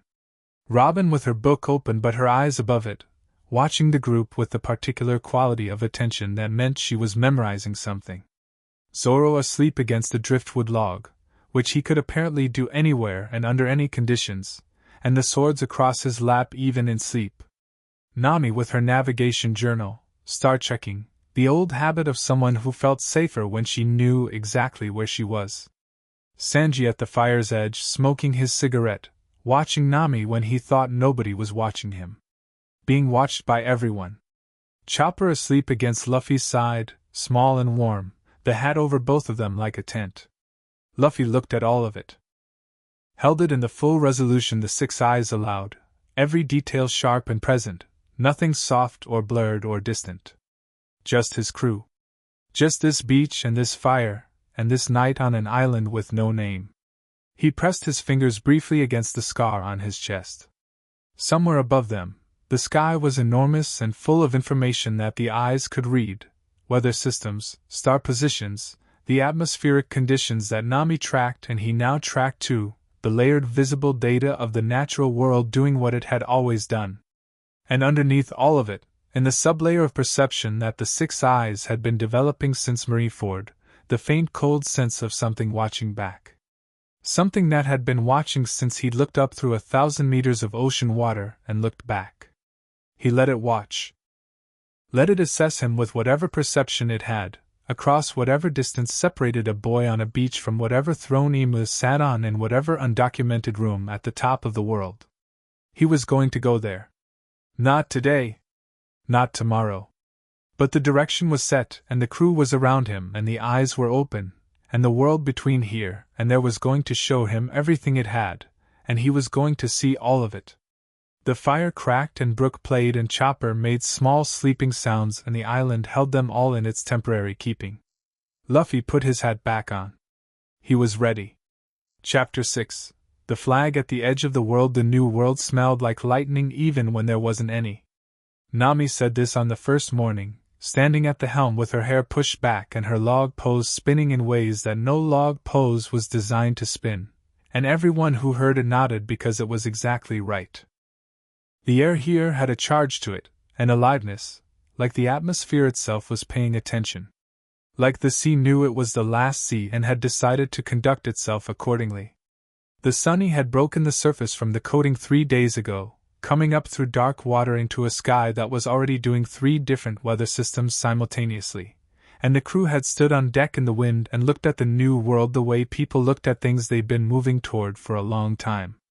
Not all of them showed it the same way. Frankie was loud about it. Zoro looked at the horizon with the expression he wore when he was making a calculation about distance, and was satisfied with the answer. Robin smiled, small and private, with the quality of someone returning to something rather than arriving. Brook played 12 notes of something that didn't resolve and didn't need to. Luffy stood at the prow and let his eyes go fully open, all the way, maximum reach, and the new world spread itself out in his perception like a map that had never been printed. What he saw stopped him for a full minute. The hockey density here was different. Not just stronger, denser, layered in ways that the first half of the Grand Line hadn't been. The way deep bedrock was different from surface stone. The sea itself seemed to carry hockey in it, in the water, in the air, in the specific quality of the light that moved through clouds that changed shape every 30 seconds. Everything out here was more real. More itself. The colors were more intensely what they were, the distances more honestly vast, the creatures moving in the water below carrying hockey signatures that made the Sea Kings of the Calm Belt look like something from a beginner's level. He'd said this to no one because there was nothing to say about it that action wouldn't demonstrate more efficiently. They'd been sailing for 3 days and had not yet seen another ship, which was in itself information about the kind of place this was.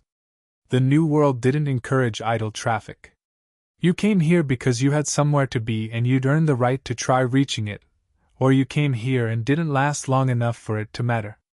The island they were sailing toward was visible on the 4th morning, emerging from a weather system the color of an old bruise, and Nami had the log poles locked to it, and was tracking the approach with the focused intensity she reserved for situations where the margin for navigational error was genuinely low.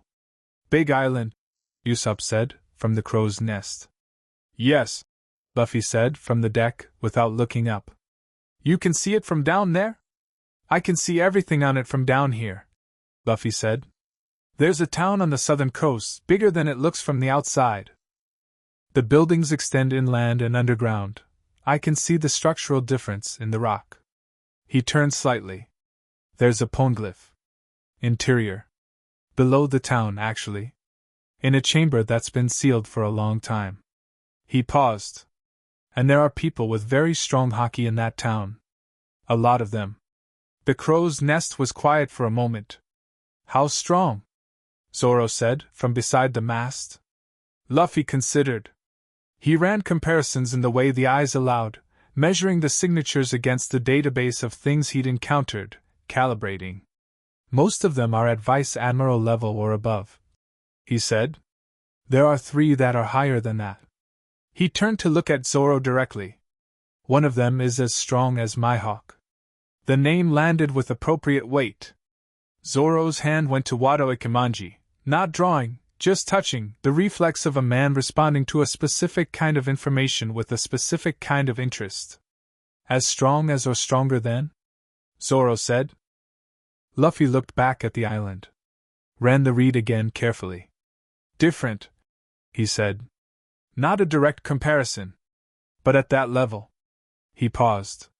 "It's a woman." Zoro's expression did several things. Sanji's expression, from the galley hatchway where he'd been standing for the last 5 minutes, did several entirely different things that included considerably more enthusiasm. "We're going in," Luffy said. It wasn't a question. "Obviously," Zoro said. "The 3 strong ones," Nami said, coming up from below with her climate staff and the navigational expression replaced by the tactical one. "Are they going to be a problem?" Luffy looked at the island. "No," he said. "You don't know that yet," Nami said. "I know enough," he said. He turned from the prow and looked at her, and she held the look, those burning eyes running their assessment of her the way they assessed everything, and she'd gotten used enough to it by now that she let it happen without the involuntary stepping back that had been her first response months ago. "The haki out here isn't hostile. It's watchful. There's a difference." He paused. "Whoever they are, they're not in Ina's network. The energy is wrong for it." Nami absorbed this. Added it to her own assessment, the navigational red of the island, the weather and the approach vectors and all the practical variables. "Fine," she said. "But we don't dock without me knowing the exit routes." "Always," Luffy said. The town was called Godfall, which Luffy found immediately interesting and which Robin found immediately significant, and which Usopp found immediately alarming. It was built into the island's southern face in layers, the surface town that was visible from the sea, with its docks and its market and the ordinary infrastructure of a settlement that had been here long enough to have opinions about itself, and below that, access through a system of stairways that went down through carved rock, additional levels that were older and quieter and served different purposes. The whole thing had the particular character of a place that had been built by people who knew things and wanted to stay close to the knowing. The docks were busy in the way New World ports were busy, not the frantic commercial density of somewhere like Water 7, but the specific purposeful activity of people who were there because they needed to be and who were all, to varying degrees, exceptional. You could feel it walking through.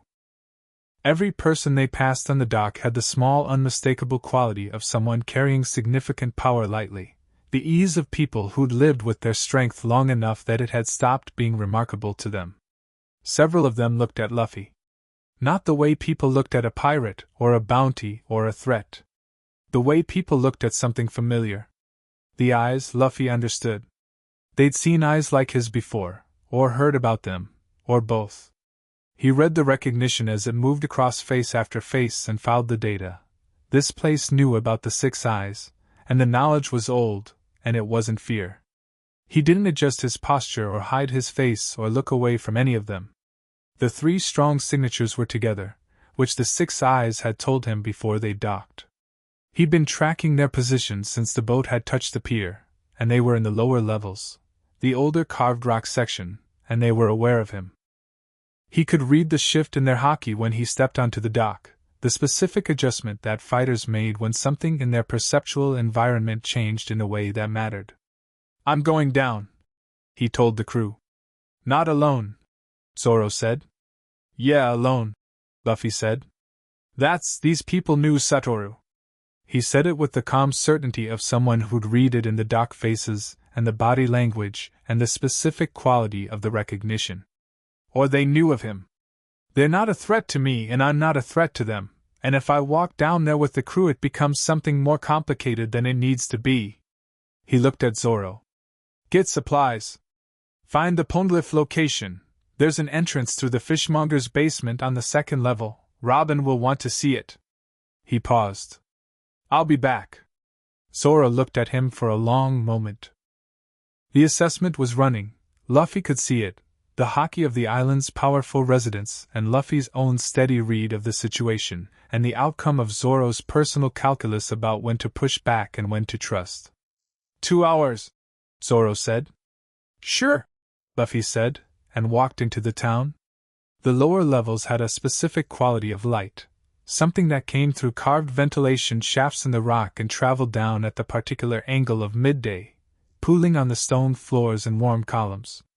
The stonework was old enough to have been smoothed by centuries of hands and feet, and the walls had things carved into them, not decorative, not artistic in the conventional sense, but information.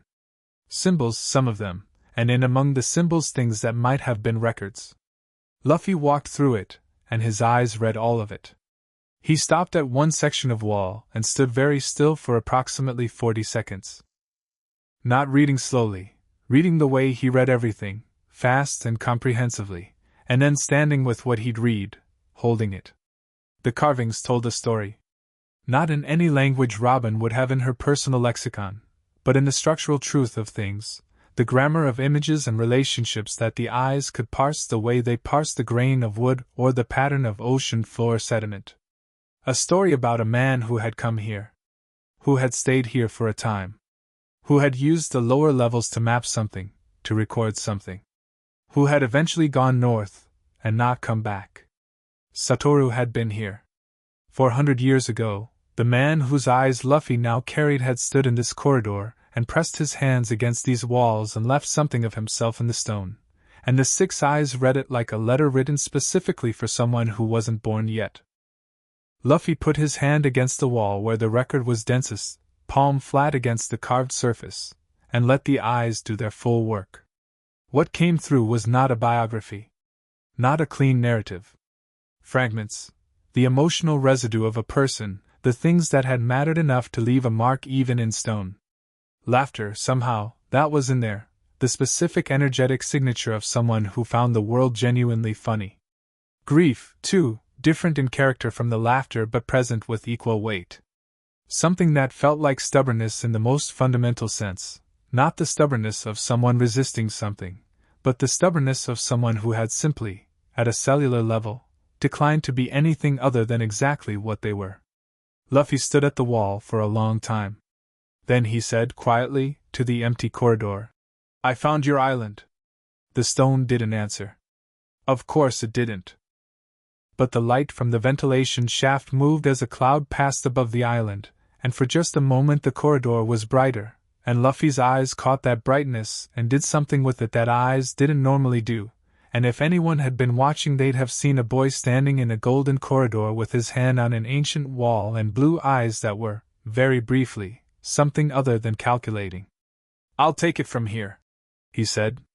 He took his hand off the wall and walked deeper into the lower levels, toward the 3 signatures, and the light followed him as far as it could before the corridor turned and the stone took over. The chamber at the bottom was circular, which Luffy hadn't been able to read from above, and it was occupied by exactly the 3 people he tracked. They were sitting when he entered, which was either deliberate composure or genuine ease, and he read the haki before he read the faces, 3 distinct signatures, each extraordinary, each wearing its power differently.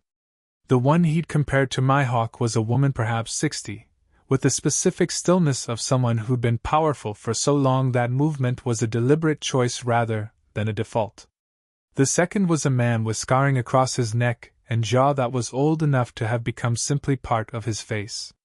The third was younger, closer to Luffy's age, with the kind of haki that was still reaching its ceiling rather than sitting below it. All 3 looked at Luffy when he entered, and all 3 had the recognition on their faces that he'd seen on the dock. The eyes, the woman said. Her voice was deep and unhurried. I've been alive for 60 years and I never thought I'd see them again. You knew Satoru, Luffy said. I knew of him. My teacher knew him. She looked at Luffy steadily. Sit down. He sat. Not because she'd said to. He wasn't particularly oriented towards sitting when told to sit, but because this was a conversation that deserved the posture of someone who was listening. My teacher was the last person in this island's record to see him, the woman said. She left accounts. She paused, studying Luffy with an attention that was itself impressive, the kind of look that saw a lot. She described him as someone who laughed too easily and fought too well and couldn't be made to stay anywhere he didn't want to stay. She paused. She was quite fond of him. Luffy said nothing. He was listening. He came here mapping. She continued. The first poneglyphs. He was building the network of knowledge that became the foundation for what your crew's navigator is chasing, what the Raja pirates chased. She looked at Luffy directly. The eyes let him read poneglyphs without translation. He built the first comprehensive map of the poneglyph network. Her expression shifted slightly. Ima destroyed it with him. Not completely, Luffy said. The poneglyphs survived. The poneglyphs survived because Satoru distributed them before Ima moved. He knew Ima was coming. He spread the stones before the destruction could be total. She paused. He couldn't hide himself the same way. The scarred man across from her spoke for the first time. His voice was rougher, with the specific quality of someone who'd had damage to the throat at some point and rebuilt around it. The eyes chose you, he said. That's the way my people understand it. They're not passed by blood or method. They recognize someone. Recognize based on what? Luffy said. The man shrugged. We don't know. That's what recognition means. He looked at Luffy with a directness that was refreshing in its absence of deference. But there's a pattern from the little history that survived. The eyes appear in someone who is going to do something significant with them. Something that moves the world. He paused. The last person they appeared in was someone who was going to reveal Ymir to the world. To show people the truth of what's been at the top of everything for 800 years. He didn't get there, Luffy said. No. The woman's voice was quiet. He didn't. I will, Luffy said. Nobody in the room disputed this. The young one, who hadn't spoken yet, was watching Luffy with an expression that was doing a lot of complex work, assessment and interest, and something that was close to excitement but more serious than excitement usually was. There's something you should see, the woman said. She stood, and the quality of her movement confirmed everything the Haki Red had told him. Decades of serious practice, a body that knew itself completely, weight and balance, and the particular ease of someone whose competence was total. She walked to the far side of the circular chamber where the wall was densest with carving. Satoru left this. For whoever had the eyes next. Luffy stood and crossed the chamber, and stood before the wall section she indicated. It was denser than what he'd found in the corridor. More intentional. Organized not like a record but like a message, with the specific structure of something meant to be received rather than simply preserved. His eyes ran across it, and the translation happened the way it always happened, not in words exactly, but in meaning, the structural truth beneath the surface. What it said was this: the eyes see everything that is. The world hides what it cannot bear to have seen. Go to the place where the world is oldest and bring the seeing there. What is hidden cannot stay hidden when looked at directly. This is the only thing that has ever worked. Luffy stood with it for a moment. Then he turned around and looked at the three people in the chamber with him, and those eyes were fully open, all the way, the light in them steady and bright and completely undefensive. "The place where the world is oldest," he said. "You know what that means." "Mary Geos," the woman said. "The empty throne room. The place Ema sits." She held his gaze. "It's not a physical location you can simply sail to. Nothing worth reaching is," Luffy said. The woman looked at him for a long moment. Then she did something he hadn't expected, which was smile. Not small and private like Robin's smile. Wide, genuine, with the quality of something that had been waiting a long time to happen. "Your predecessor," she said, "would have said exactly that." She paused. "And then eaten half of what was in the kitchen." Luffy grinned. "I only ate a third of the kitchen on the ship." "Zoro's portion?" Sanji's voice, furious, from somewhere behind Luffy. He turned around. The crew was at the chamber entrance, all of them, which meant they'd been there for at least part of the conversation, which meant Zoro had decided 2 hours was flexible and the crew had agreed, which was the kind of collective decision they made by just moving in the same direction without discussing it. He looked at them, standing in the carved entrance of a 400-year-old chamber, Nami with her climate staff and her navigating expression already updating, Usopp with his goggles and his 3-story about how he definitely found this place first, Robin calm and studying the wall carvings with the intensity of a scholar who'd just found something extraordinary. Frankie already drawing structural notes about the chamber architecture, Chopper at the front despite being the smallest. Because he'd pushed through to see that Luffy was okay, Brook with his violin somehow already out, Zoro at the back with all 3 swords and the expression of someone who'd heard most of the conversation and had filed it efficiently. Sanji in the doorway with his arms crossed looking at Luffy with the expression that meant he was going to be vocally difficult about something and also was quietly, completely, unreservedly present. Luffy looked at them all.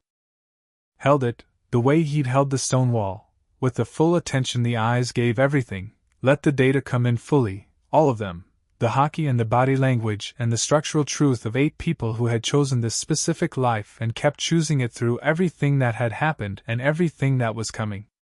All that gold and warmth flowing in haki colors he'd named in his head. Zoro's deep green. Sanji's clean blue-white. Nami's amber-orange. Robin's precise violet. Chopper's bright and completely unguarded pink. Usopp's remarkable wiry silver, always stronger than it looked. Frankie's solid mechanical blue.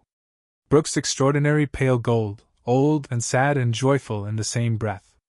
8 colors, distinct and present and absolutely his.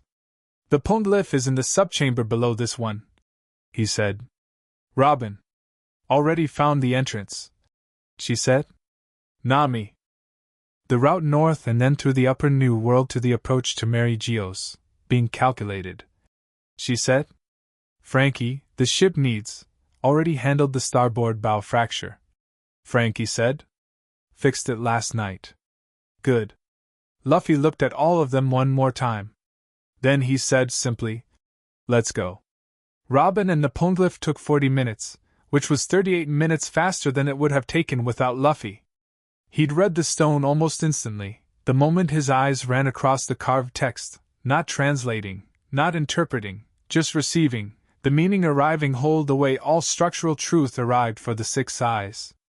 He'd given Robin what he read and she'd cross-referenced it against her existing knowledge and the two of them had built a picture of the next location in the poneglyph network and perhaps the most efficient scholarly collaboration the Grand Line had ever produced.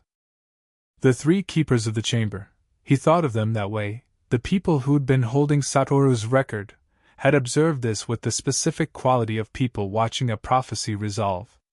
Not dramatic about it. Just attentive. The woman whose name he'd learned was Yeva approached him as the crew was preparing to leave, while the others were moving back through the corridor toward the surface levels. "There's one thing Satoru's record says that my teacher didn't pass on," she said. "That I only found recently, in the deeper carvings." She looked at him directly. "He found a way to use the eyes offensively. Not just the seeing, as an active force." She paused. "He called it the ability to show something its own truth. To make something see itself the way the eyes see it. Without the structures it uses to understand itself as something else." Luffy was quiet, considering this. "He used it on a sea king once," Yeva said. "Made it see itself as the small thing it actually was against the scale of the ocean. It left." She paused. "He thought it might work on other things. Larger things." She met his gaze. "Institutions. Fictions. The lie at the top of the world." The words landed with the particular weight of things that were going to matter later.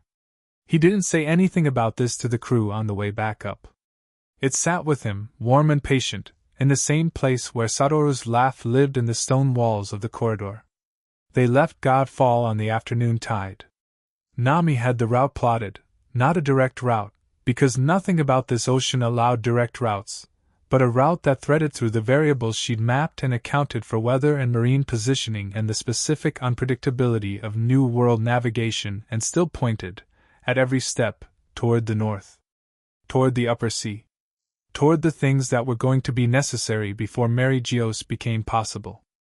The Sunny moved through New World water with the easy competence of a ship that had been built for exactly this and had been additionally reinforced by one of the best shipwrights alive, and the water moved under its hull with the serious heavy quality of the last sea, and the crew moved around the deck in the familiar daily business of keeping things running and being people who'd chosen to be together. Luffy stood at the prow. He'd been standing there since they left the dock, which wasn't unusual. The prow was his place the way the galley was Sanji's and the crow's nest was Usopp's, and the training deck was Zoro's, the specific home spot on the ship that everyone had arrived at over time. He stood with his arms at his sides and his hat on and his eyes open, reading the new world as it presented itself to him. The weather systems building in the northeast, the enormous creature moving in the deep water below the Sunny's keel, the distant shape of another island rising from a sea that was doing something dramatic to the clouds above it. Everything. He could see everything. Kale, who had sailed with them from the unnamed island and had spent most of the journey learning the difference between being an operative and being a person, came up to the prow in the mid-afternoon with 2 cups of Sanji's coffee and offered one. Luffy took it.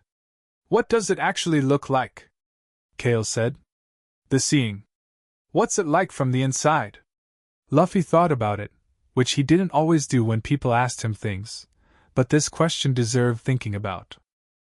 He looked out at the new world and let the eyes run their full range across everything available. The water and the weather, and the distances and the hockey in the air and the structural truth of the ship under his feet and the colors of the crew behind him. "Like standing in a room with all the lights on," he said. "And knowing that most people are in the same room but all the lights are off." He sipped the coffee. "Not sad about it. Just, that's the condition. It's lit. Everything's there to see." He paused. "The weird part is still the colors. The hockey colors. Everyone has one. It's exactly them, when you know what to look for." He looked at Kale's sideways. "Yours is gray-white. Like sea fog right before it clears." He looked back at the horizon. "It's changing. It's gotten warmer since you joined the ship." Kale was quiet for a moment. "Is that a good thing?" "Probably means you're settling," Luffy said. "Fog clears when the temperature's right." Kale looked at the water. The Sunny moved under them with its steady, reliable rhythm. "The place you're going," he said. "Mary Geos. Do you actually think you can get there and do whatever it is you're going to do there?" Luffy looked at him. The 6 eyes ran their assessment, not of threat, not tactical, just the basic read of a person, who they were and what they were carrying and what was true in them.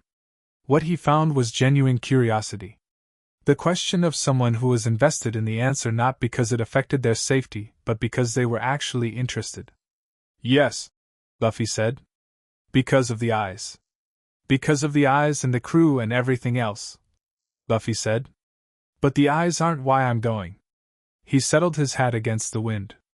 I'm going because Emu erased someone from history for seeing too much, and the person after that, and the person after that, and then they erased whole islands of people who saw too much. And at some point someone has to look them in the face, and not look away. He paused. I can do that better than most people. But that's not why I'm doing it. Then why? Because it's the right thing, Luffy said. As simply as that. The same way he said everything that was fundamental, without ceremony, without the performance of principle, just stating the fact of it the way you stated which direction the wind was coming from.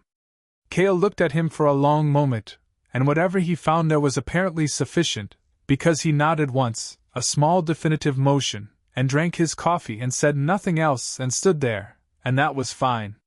The flag went up at sunset. Not planned. Not ceremonial in any organized sense. Zoro had been doing something with the rigging and the Jolly Roger had gotten tangled and he'd untangled it with approximately the patience you'd expect from Zoro with rope, and when he rehoisted it the angle of the evening light caught it at something perfect and the whole crew on deck looked up at the same moment. The skull and crossbones of the Straw Hat Pirates snapped in the new world wind, clean and bright, and below it the crew was arranged the way they were sometimes arranged by accident rather than intention, all 9 of them, plus Kale at the edge, looking up at it with the specific quality of people who'd arrived somewhere after a long journey and were recognizing the arrival. You should say something, Usopp said to Luffy. This is the kind of moment that has a speech. I don't do speeches, Luffy said. You could start. No. Just a few words, Usopp. Inspirational. Rousing.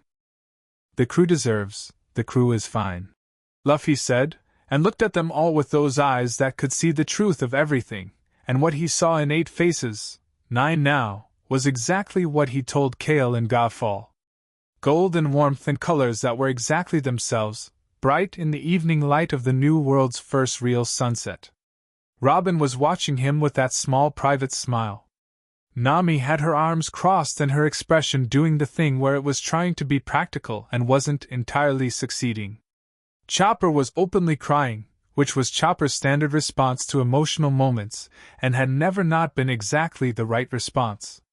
Frankie was crying louder, which was Frankie's version of the same. Brooke's violin was out and playing something that was doing all the things a speech would have done but better. Usopp was gesturing at Luffy with visible frustration. Sanji was smoking his cigarette and watching the flag, and his expression had the specific quality it got when something was real to him, when the surface had been stripped away by the moment.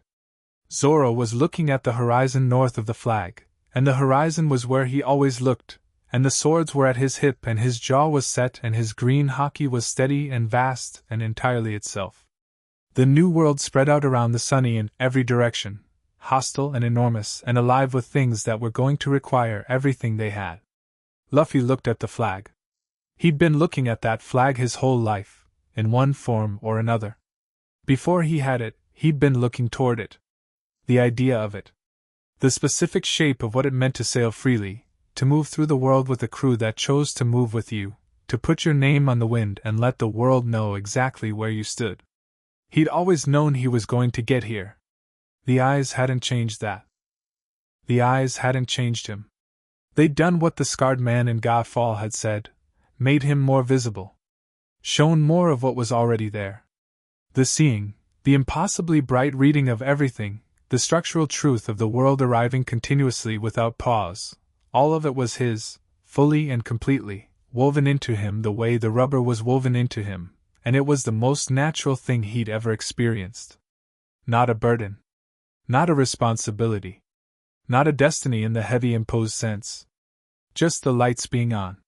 He reached out and felt the grain of the sunny's railing under his palm.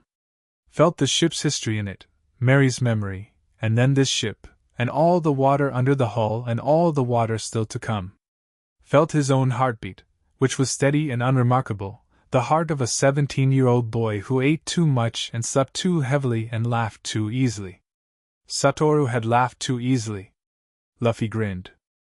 He turned from the flag and looked north, the direction of everything that was going to happen, the long road of the new world that would take them through challenges they didn't know yet, toward a throne made of blades and a seat he'd been moving towards since a boy in a barrel tumbled into the arms of a red-haired pirate and decided that this, exactly this, was what he wanted. Ema was up there somewhere. Elder Topaz was up there. The 5 elders were up there. Everything that had been watching him since Marineford, cold and patient, and convinced that this problem needed to be erased the way Satoru had been erased. They were going to see him coming. That was fine. He'd been visible this entire time. The blue eyes made it more obvious, maybe, but he'd never been trying to hide. He didn't know how. "Nami," he said. "Already on it," she said. The Sunny turned north. The flag snapped in the new world wind, bright and clear and exactly where it was supposed to be, and below it the crew moved into the business of sailing, the comfortable daily motion of people who knew their ship and their jobs and each other, and the ocean opened up ahead of them in its full enormous honest complexity, and everything was there to see. The sun went down. The stars came out.